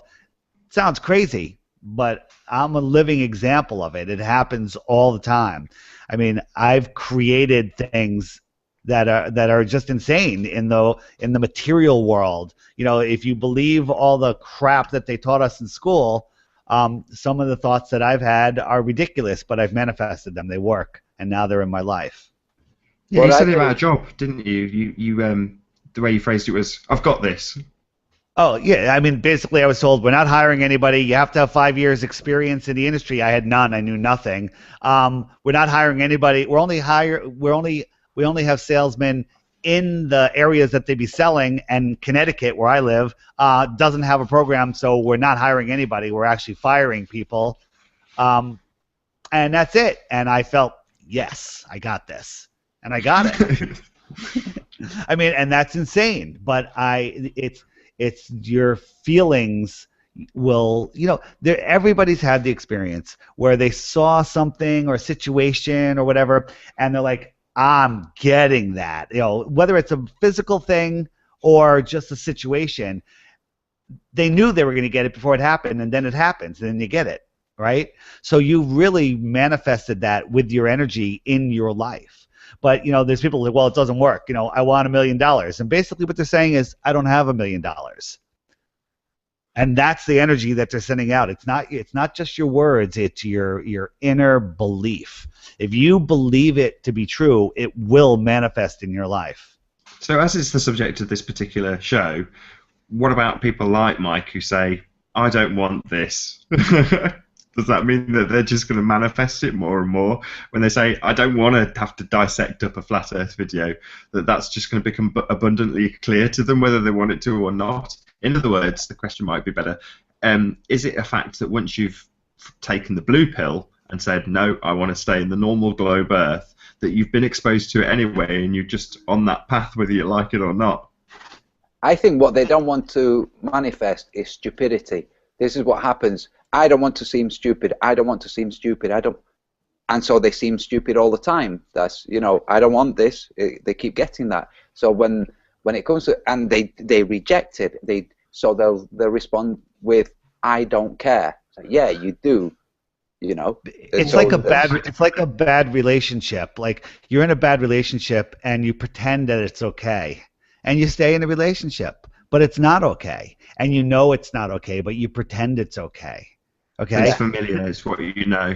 Yeah, it's not good, and I think that anybody that has a functioning logical brain, and I think Mike does, I know Mike does, that this information is in there. He can't get it out, and he has to willfully ignore it to pretend that he doesn't have to deal with it, and he can do that for a while.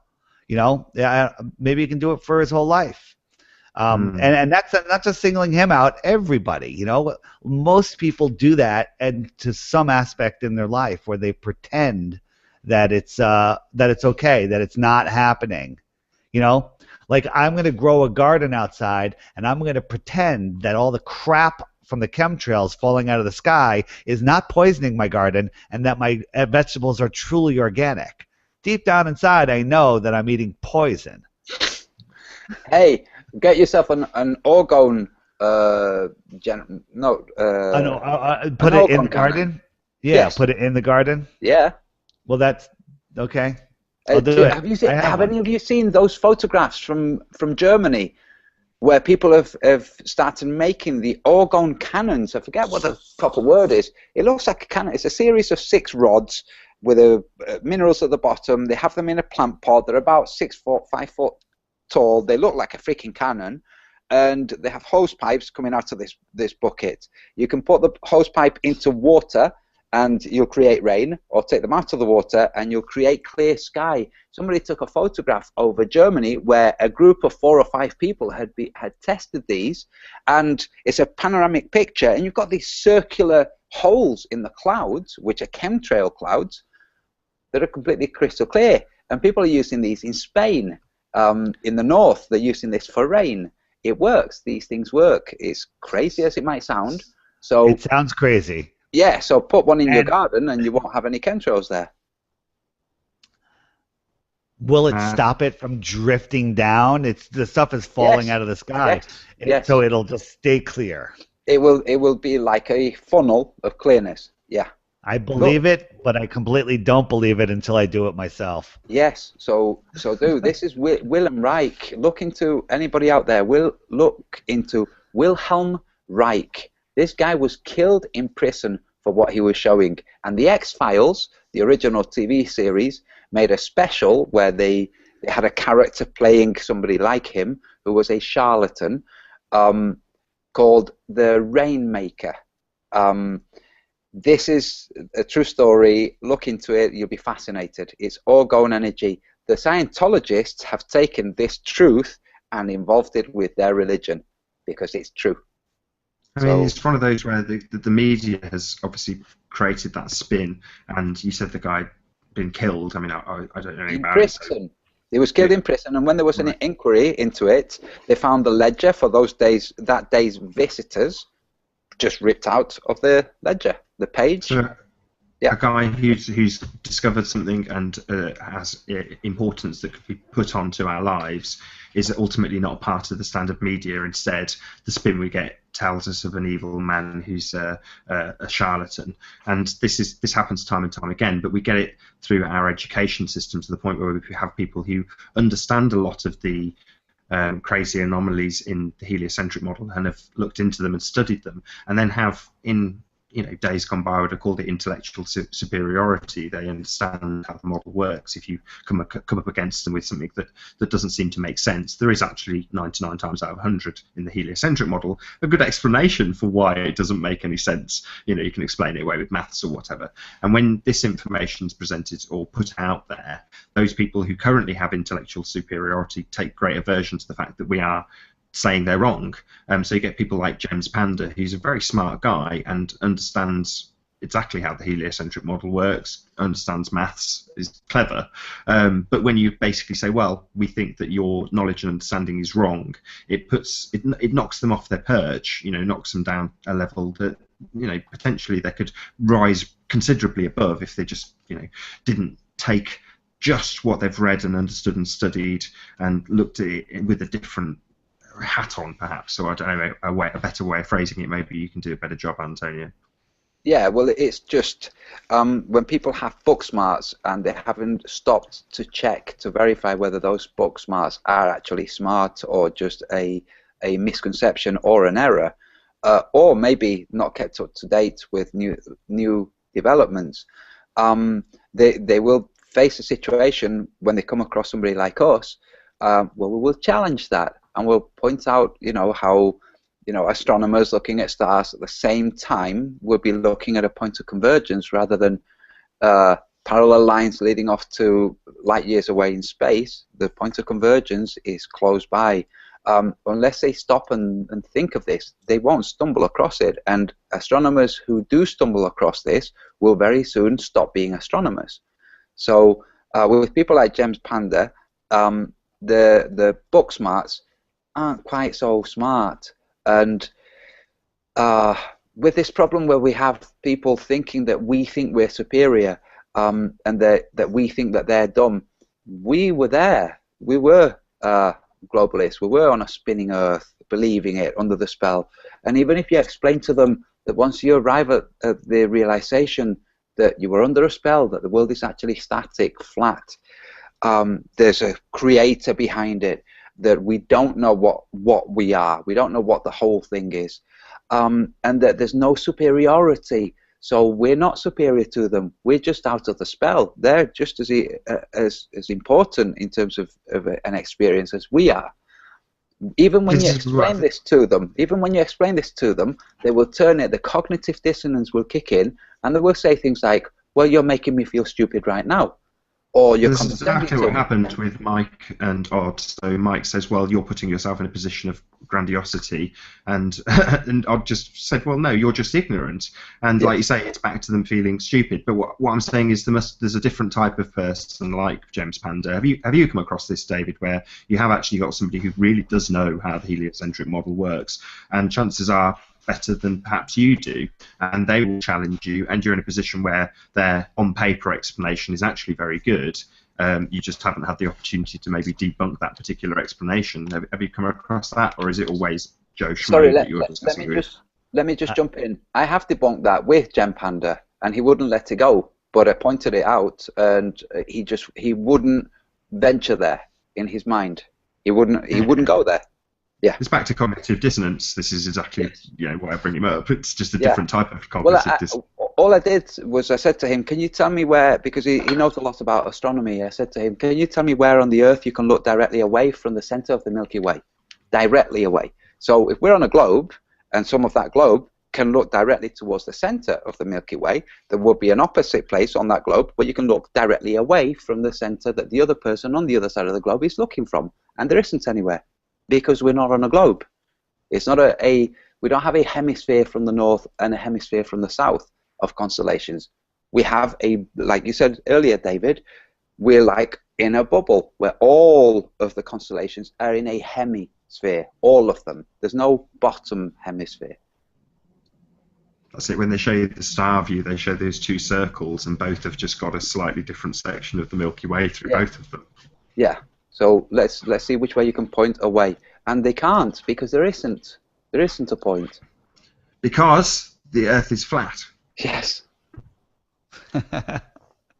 So have you come across these like really challenging intellectual debates with a heliocentric believer? I've had some debates with people that pretty much know the official heliocentric model, but it was so easily debunked. The problem is the cognitive dissonance is people are so invested in the globe model that if you show them another explanation, like for the seasons, they can't see it. They're like, no, it's the angle of the sun, and in the northern hemisphere, we're farther in our summer from the sun supposedly, but the angle is a straighter angle, but the angle changes all day long, sunrise to sunset.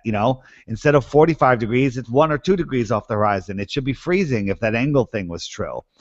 And they argue, well, you don't understand, it's stored up heat, so you still feel it. I'm like, well, how about in the morning when all of a sudden the sun comes up and it's hot? They just refuse to look. And the one I'm dealing with today, it's pretty much just a troll that'll never learn, but I'm doing it for other people to see, is how come you can't see the Polaris in the southern hemisphere? And the answer that I'm trying to explain is that it's low and it's too far away. It's below our sight. And yes, if you had a powerful telescope, I still don't think you could see it because there's too much atmosphere in the way. It's like I swim in a pool that's 100 yards long. The water is crystal clear. But if you go in and look to the far end, you can't see people in the pool underneath the water. But it's crystal clear. You've got to open your eyes. Yeah. Hey, I saw a photograph with a P90. I forget who had it on their channel. They're looking 6 miles away and almost 7 miles away on the beach. And when they zoom in, broad daylight, nice clear day. When they zoom in at the pier, they can see the whole of the pier, and they can see the train. They can see all these things, but all of everything that's being seen is through a blue haze. And if you took this blue haze and you took the pier and you moved it further away in this flat realm, this It blue would turn haze, into sky. well, yes, eventually the haze would make the thing no longer visible. The blueness, you know, the pollen, the pollution, whatever it is that's in the environment, it disguises it. It basically like mist, you know, just mist, but further away. I was videoing when I was down in the Caribbean doing my flat Earth research, you know, with the sacrifices we have to make. I was zooming down the beach about a mile on some people, and they were literally like holograms. They were waving, you know, they were moving because just from that 1 mile, you know, try that for 30 miles. You're not going to even be able to see in lots of situations. You know, and the argument people say is, you know, if the thing with the boat where you zoom in, you should be able to zoom in on the sun if you're on the top of a mountain. But again, you're looking through so much atmosphere, it gets eclipsed. It doesn't just fade out to nothing. In most situations, it gets eclipsed by layers of blockage. I call it atmospheric blockage. That's what it is. In fact, you know the Lake Michigan looking at Chicago skyline. The footage, we discussed it last week, David. So you've got that long time lapse, and in the daytime, there are stages where you can see the skyline pretty well. Stages where it's really, really diffused, and then as it gets colder and the atmosphere changes and the pollutants or the elements, the particulate matter in the atmosphere drops due to cold, you can see the skyline quite clearly, and they haven't zoomed in or out at any point. It's just capturing the same thing. It's atmospheric blockage. So when people say, well, why can't we see New York from the UK? Oh, well, because you're looking through a hell of a lot of atmospheric blockage. You've broken down several of these things on short videos, and I know you keep mentioning the sort of Twitter mentality that people have. Has that been more effective, do you think, boiling it down into 2 or 3 minutes? Absolutely. I have a short attention span sometimes. So if you can do a 2 or 3 or 5 minute video, you get a lot more views. So, you know, if anybody... Well, I don't know. I think yours are good. That's more important than anything. Well, you know. it's good and gets to the point, and it holds your attention. You know, at least I hope it does. Most people that are listening, you know my videos, but if not, it's DITRH, and I have a playlist called Sunsets. So check that out, or How the Sun Sets on a Flat Earth. Maybe that's it. I think it's called Sunsets. You're generally explaining this stuff using actual footage of the sun. And when you're comparing it to what happens based on perspective, I know you broke it down once where you had a rope strung out by your worktop. So you're giving a model example and you're giving a real-world, actually filmed example. So you're explaining how it works and showing it on small scale. And it works. And they look identical. Exactly. They look identical. And a shout-out to my boy Jeff C. Thank you for inspiring that one. Woo! Jeff C. Like and subscribe. So, yeah. I mean, this is it. The trolls do push us. I mean, I'm sure the JLB debate will eke out more information. I'm sure he's beavering away as we speak, looking for stuff to debunk what you will come up with, and you are looking for stuff as we speak to prove your point. And that's what it's all about. So, in no small way, JLB is helping. I know you had this conversation with Bob, didn't you, David? Yeah, you know, he is inspiring us to look into things a little bit more. Not exactly thrilled with the way he's doing it, you know, but that's his way. So it's not my problem. If he's happy with the way he is, good for him. Don't let it affect me. You know, he does ask a lot of good questions, but you know, everybody's got their own style. He's forcing us to tighten our game. I used to do a lot of Thai boxing when I was younger, and I'd fight with people that were okay. when I fought with people that were very good, that's where I learned.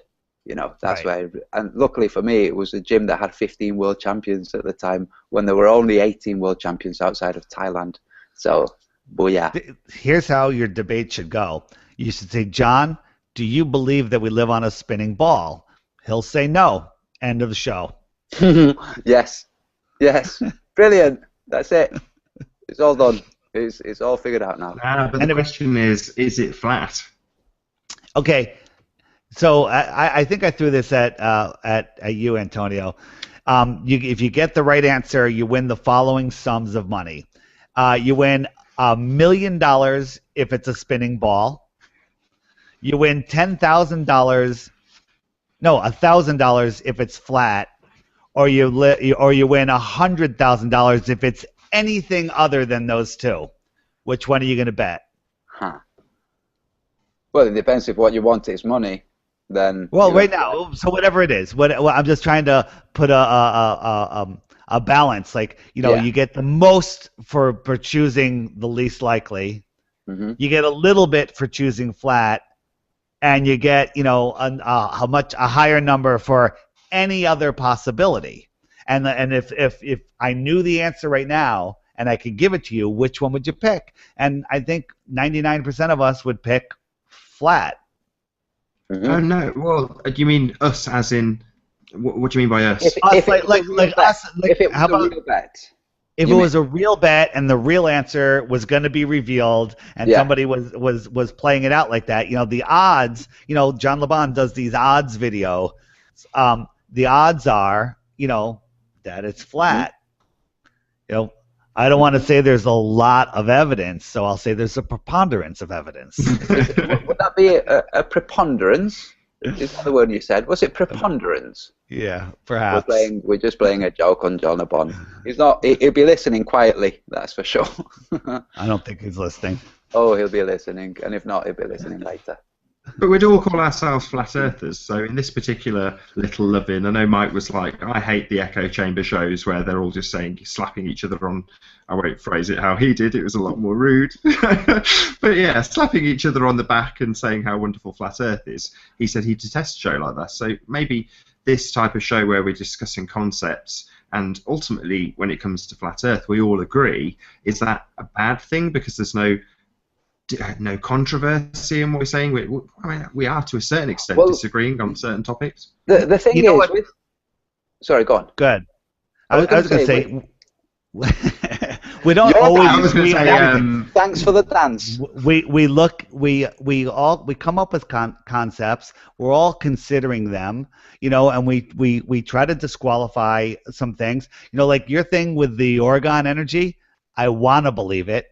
It's possible, but I don't believe it yet because it's a little out there for me. But I'm not discrediting it. I'm not ruling it out, and I will eventually try it and observe, and that might be the craziest thing I've done. But the world is a crazy place. I can tell you this, okay? The way Wilhelm Reich made the discovery that there was this energy which he called orgone.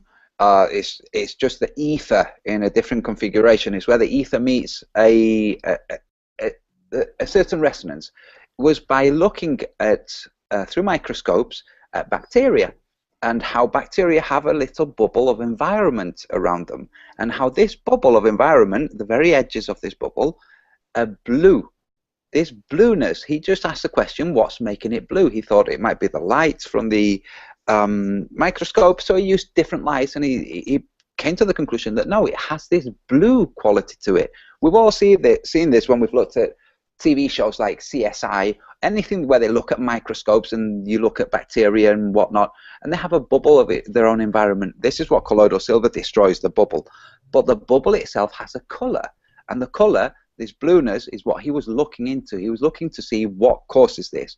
That's the actual, when you think of this and you look at his studies, you see the progressive stages that he went from looking at bacteria to realizing what was causing the blueness.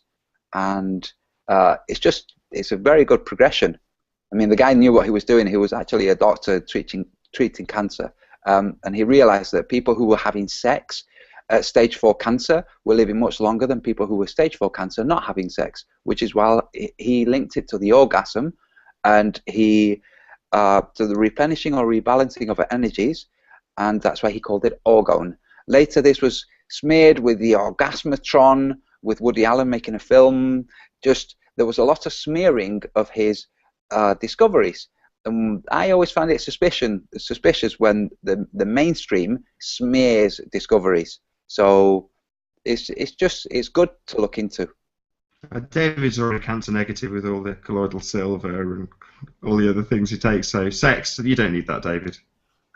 Yeah, my medicine cabinet looks like an art supply store. Yes, it does. Well, you need to add a few vibrators to that cabinet by the sounds of things. No.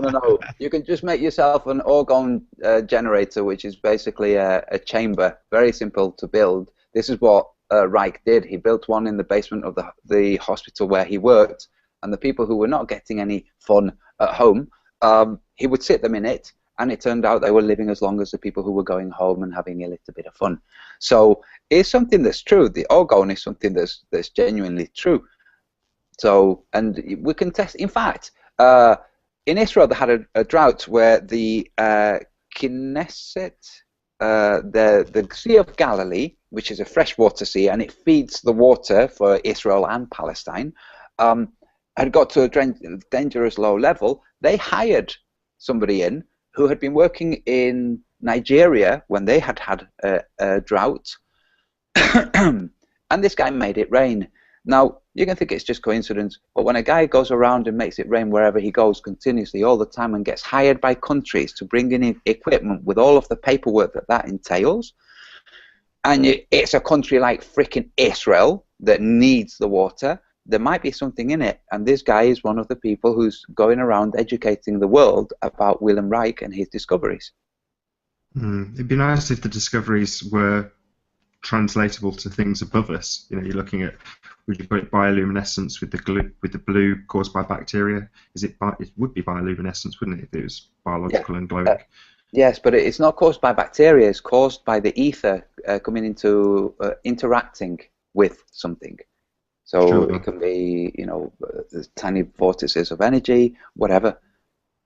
Right. I mean, I'm racking my brains because of a conversation I had with Gav earlier, and he'd been moving house, so he essentially said he'd been out for 2 weeks and got the lowdown. I had to sort of boil down what Crow was saying about the waters above and how literal you want to take that is entirely up to you. But now that sort of meme that flat earthers believe there's, in the most literal sense, waters above us, but in reality it's back to us being limited, and the people who should be looking into this and giving us answers, or as Dan Pratt would say, we should be demanding either, well, Dan kind of phrases it that we should expose their bullshit, and I think it's more outrageous that they're presenting us bullshit when they could be giving us answers to these very simplistic questions. And what's above us is a fairly, I would call that a fairly simplistic thing to ask. I mean, several months ago said, why is the sky blue? And you kind of think, well, as a flat earther, you don't have an answer to that, and that's pretty outrageous. But neither do the globalists. They don't have an answer. The answer is that the ocean is blue, therefore it reflects up to the sky because so much of the surface is water. When you ask why is the water blue, the explanation is the diffraction of the light energy, so it's coming and all of the red beams bounce around and the blue is let through. Yes, it doesn't actually work. That's just a facile explanation. That only the blue wavelength makes it through. No, it doesn't. It's a lot more. And if it was blue wavelength making it through, then the sun should be slightly green instead of slightly yellow. So it doesn't actually work. It's just an ad hoc thrown in there explanation. Yeah, nice and explained with cartoons usually. Yes, that's exactly how they explain it. So the reason it's blue is that it's blue. That's it. Now, what makes it blue is the ether interacting with something. Why does that interaction cause the blue range? Well, that's a good, interesting question. Let's look at that. Let biologists look at that. And interestingly enough, isn't that what Rupert Sheldrake is? He's a biologist, and he's looking at things and questioning things, and getting banned from TED Talks. Exactly. That's what I'm saying. So when you're looking at these things, the chances are that if it's to do with the sky above us, well, that's limited. It's locked down. There's agencies that deal with that, and we're just expected to trust and believe everything that they present us. Yeah, but the thing is, we don't need to. We don't need to believe anything they say at all. We can just, come to this realization. It's blue. That's all you need to know. If you want to look into it, go and study and learn and develop systems and go for that. If that's what you want. But don't expect other people to go and do it. That's exactly what I was about to say. If there was a globalist on the panel right now, they'd bang their fist and say, well, I've got an explanation. If I just simply accept that I live on a globe, I just accept that explanation, and the blue light waves get let through, and that's fine. That works. That's a good enough explanation. You have nothing. And we don't have a means of getting that explanation. It'd be nice to know. I'd like to know. I still don't have an answer. Yeah. I think Dave might have an answer. Rubbish. Maybe Dave's got an answer. Yes. I do not have an answer. My thought is, if there is a liquid firmament, it's blue because the same way the ocean's blue. I don't know the answer. I don't know. Yeah. Why is a pool blue? When you put what pool, pool's got a white liner, you fill it with water, it's blue. Mm-hmm. Yeah. Same thing. Maybe it's reflecting the sky. Yeah. Or maybe it's the same as the sky. This is the point. But then you think, well, could it be plasma? Could it be superheated gas up there? It's got to be different. Maybe the whole thing is plasma and the sun is just a reaction in that we see. And, we're told that it's plasma, and you say about reversing what they tell us and believing the complete opposite. Well, maybe if they're telling us that it's a ball of plasma, maybe the whole thing is plasma. The whole blue sky thing is ridiculous, because this is what my sky looked like this morning, and now it looks like this, and this is almost every day. So, most people don't even know what a blue sky looks like anymore. Yeah. No, it's riddled with chemtrails. You watch them put it up and you point it out to people, and they'll just say, no. No. Right. No. That's it. Just no. Yeah, your mic's got a bit of a problem with that, actually, David. I don't know if you want to unplug it in, plug it in again or something. Yeah. I mean, again, when you had that talk on Spaceman's Chat, Antonio, you were up against 10 seconds of cognitive dissonance with people shuffling their feet. And that was, again, like, Mike should have latched onto stuff like that, the comedy involved in the cogs that have to turn as you start to figure out a part of the model that you're accepting as a belief. If anybody hasn't seen the video I posted on my channel, which somebody called Dorja, it's a difficult name to remember. Somebody made a video with that section when I crashed the Spaceman's Hangout, and has made a video of it. Go and watch it. It's brilliant. It's really, really good. Is this the one with the clowns? Yes, yes. It's just very funny. David does that with the clown music when he's pointing out stuff that's stupid. He's just got this clown music. I know JLB's used it a couple of times as well. But what is it about that music that draws you to using that on several of your clips? Oh, your mic. We've lost your mic, David. No, you've muted yourself now. If you have some elevator music. There you go. No, we've still not got you. You're unmuted, but we can't hear you. Oh, it's all gone wrong. Do we panic, or do we talk amongst ourselves? We're insert elevator music. Still no, David. Maybe drop out of the call and drop back. Yeah, he's done it anyway. It's all right when there's someone here, Antonio. I can talk with you when there's a problem with the guest. Yes, not suddenly a panic-worthy emergency. We can talk amongst ourselves. Yeah. Oh, that was a panic-worthy emergency yesterday for Patricia Steer. When it dropped, it just completely dropped just before Carly Sunshine Madrano said hello. Like, oh wow, I could just yeah, brilliant. That's it, brilliant. What was the question? Why is your equipment so poor? I think we were... Yeah, that must be it. Because we live on a ball Earth. That's why nothing works. Yeah, that's a logical conclusion. Your equipment's terrible. The Earth is flat. Yeah, there you go. Don't know. What was it? I was. Oh yeah, the question was, why do you use the clown music What Oh, prompted so you to use clown music? I came up with some, ball earth nonsense, and I looked for some royalty-free music. I went to, Googled it, found a site. Site's got 500 categories. I don't know what any. I'm like, I don't know. Randomly picked one. Has 150 songs in that category. First song I picked, I'm like, that's funny. Went through like 200 other songs. Nothing was good. And I'm like, okay. And I used that for my first probably 50 videos. It just Because became a it's thing. comical, it's absolutely comical, like we said at the beginning of the show. When you look at the heliocentric model and you realise it's nonsense, you can't help but laugh. Most of it is farcical. Nathan, so- Nathan, sorry. Jed Skeptic Media is in the house. The Scottish guy. What's that? Oh, right. What's that? That guy. Oh, well, hey, well- this is just for you, Jed Skeptic Media.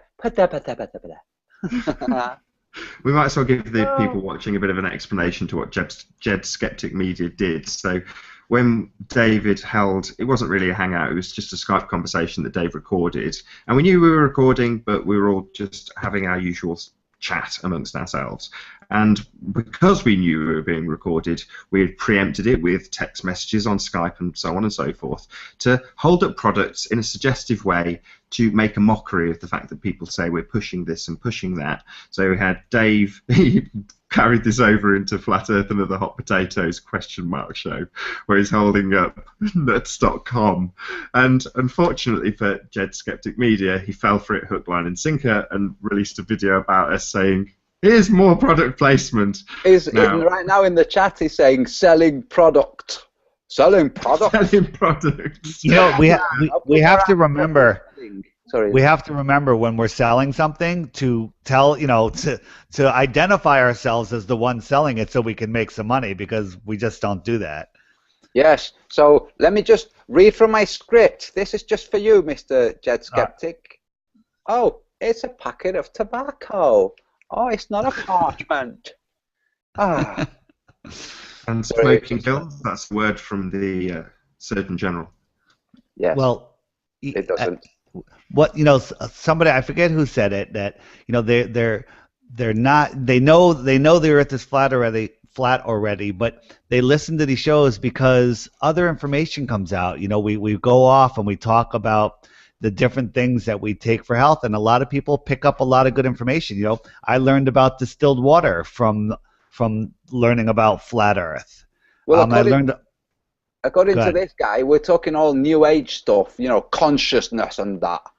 Like, consciousness is not New Age stuff. It's a real thing in the real world, Yeah. But yeah, we bring up subjects that are interesting to people that are still breaking the norm. And we have a laugh. So David especially, I just remember this because it was a good couple of months ago now, but you just started using your distilled water in blue bottles, and you've got a hold of a miniature blue bottle and a big blue bottle, and your shoulders are jiggling because you can't contain yourself because you've got this gag lined up that you've had lined up for probably the best part of 2 hours of a conversation, just waiting for somebody to slip it into conversation so you can bring it in.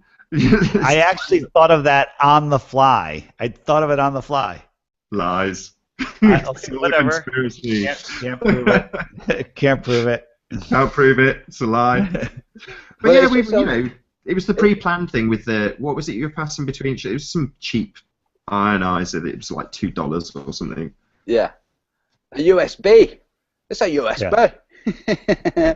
Sorry, dude. We made a video. I've not uploaded it yet because I think it's just a bit mean of us to take the mickey out of you. But dude, you're a funny guy. Yeah, we've got to thank you because we got hours of entertainment out of that. We were laughing our heads off. We loved that. I'm sure I shared it as well. I mean, it was just brilliant. Good on you. And it's like, I can't remember who was saying this the other day, but to the people who want to make a debunking video, at least they've made the effort to try and debunk what we're saying, criticise us. I'm all for that. Brilliant. Yes, it's better than you putting a horrible comment and just swearing. Yes, one of my friends, one of my colleagues, said, well, he's a flat earther, isn't he? And I said, no, actually, he's not. So I queued up the section. It's like, yes, he is. Like, no, he isn't. So I queued up the section where he says, now, I'm not a flat earther, but and I cue that, and I just play that over like 7 or 8 times to him, just back to, I'm not a flat earther, but not a flat earther, but just over and over, just to drive the point home that no, this dipshit is a globalist. Let me mean. He thought we were pushing Well, come products, and on. that was the point of what we did. So the fact that people fell for that is fair enough. You know, that's what you were going for. So We fair were enough.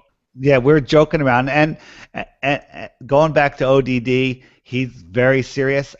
I like to bring a little more seriousness back in. You know, Okay. still keep the humor, but you know, no matter what topic we're talking about, you know, if we have passion about it, if it's something that we've learned that can help humanity, it's a good thing. You know, it's good. You know, do for others, and it comes back to you. That's kind of selfish. You know, if you do things for other people, you get it tenfold back. It's true. So is that selfish if I do things for other people? No, that's No. why you get it 10. But it comes back to Antonio when he was saying about the comments and not wanting to spoon feed people. Well, you do get to a point eventually where you think, you know, you're attacking me and demanding proof of me. Why should I? I still kind of think, well, no, most people are like that. They're conditioned that way. Like ODD said to Mike, you're conditioned that way. And that just gets people's back up even more. That makes them think, how the hell do you know what I've been conditioned with? I know what I've been conditioned with, and it's not that nonsense. The Earth is obviously a globe. And we just know it's dead. And doesn't mean we shouldn't give these proofs to people when they ask and present us with nonsense. That's life. That's what waking people up is about, unfortunately. That's it. We've got to carry on telling them. Maybe if we change our attitude slightly and just see it for the farcical nature, as Dave said when he walks down the street with a T-shirt saying the Earth is flat. Well, of course it is. Didn't you know? Why are you even asking this question? You know, treat it as ridiculous as it is. And when The Earth is flat. Look into it. There is no curve. When people say it's not flat, it just looks that way, just like, okay, so it looks that way, but you say it's not flat. Why do you think it's not flat? And then they'll kick into the, well, because it's a spinning globe, and blah, blah. Say, why do you believe that? Yeah. I mean, nobody in the right sense would actually think we're spinning. And the way that the whole globe was brought out, and the time that it was brought out, because let's remember, it wasn't hidden by the church or resisted by the church as we've been led to believe. You know, there was this big challenge. No, that wasn't what it was at all. It was pushed by the church after 300 years of murdering people who doubted the church's teachings. Then the church started teaching it, because anybody teaching anything against the church would be killed. That's how it worked back then, especially in Europe. So when people are still under the delusion that it happened despite the church, like, no, if it made its way to education at all, and the church is still there right now in education, let's not forget that, it's because the church is pushing it. So we have to consider that it was pushed on humanity after 300 years of murdering people, especially murdering women. Not just women, though. Let's not just think that witches, you know, all women burnt were witches, and they were burning heretics. Anybody who doubted the teachings of the church. Now comes the church with this ball. Are you going to doubt it? Do you want to find yourself on a stuck to some wood, you know, spending time with Joan of Arc? No, you're going to say, yeah, okay, and that's it. That's how it went. I was gonna round out the show, but now that you've sort of brought us on to murdering women, I think maybe I'll ask for David's final thoughts before I do round out the show, if that's all right with you, Antonio. Sure. Maybe on a happier note. Final thoughts are, you know, I'll parrot everybody else. Jaron says it, you know, be kind, open your mind, be good to others. Everybody knows that already. But step out of your comfort zone, talk to people, ask questions about Flat Earth, or just send them a link to a web page or a Facebook page and say, hey, check this video out. Don't even say anything else. Check this out. This is amazing. Can you debunk this? You know, can you tell me why this isn't true? Just plant those seeds and they grow. They're like weeds. You can't stop them. And do it, because if we just keep talking among ourselves, which most of us do, it's not going to grow. You got to be Johnny Appleseed. You got to throw the seeds all over. All right, yeah, Antonio, you got any final thoughts, hopefully that don't involve murdering women? I don't like the thought of murdering women. That's why I don't like, well, never mind. That's why I divorced myself No, but I just from want to my leave that religion. as your final thing to have said. Okay, so final thoughts. Yeah, for the truth to be hidden, it takes a lot of effort, and the powers that be do dedicate a lot of effort to keeping truth hidden. You don't need to worry so much. Once you find something that's true, talk about it. If you meet resistance, don't worry about it. Just don't let resistance keep you from speaking truth. That's it. Well said, Antonio Subret. And David Weiss, thank you ever so much for joining us on Mechanics of the Fourth Wall. It's been an absolute pleasure having you here. Thank you. Glad to be here. And as always, thank you to you as well, Antonio. Yeah, you're welcome. I love doing these. They're great. Me too. And to all of you who have joined us live, and to everybody who's been chatting away very happily in the chat, it's been wonderful having you here.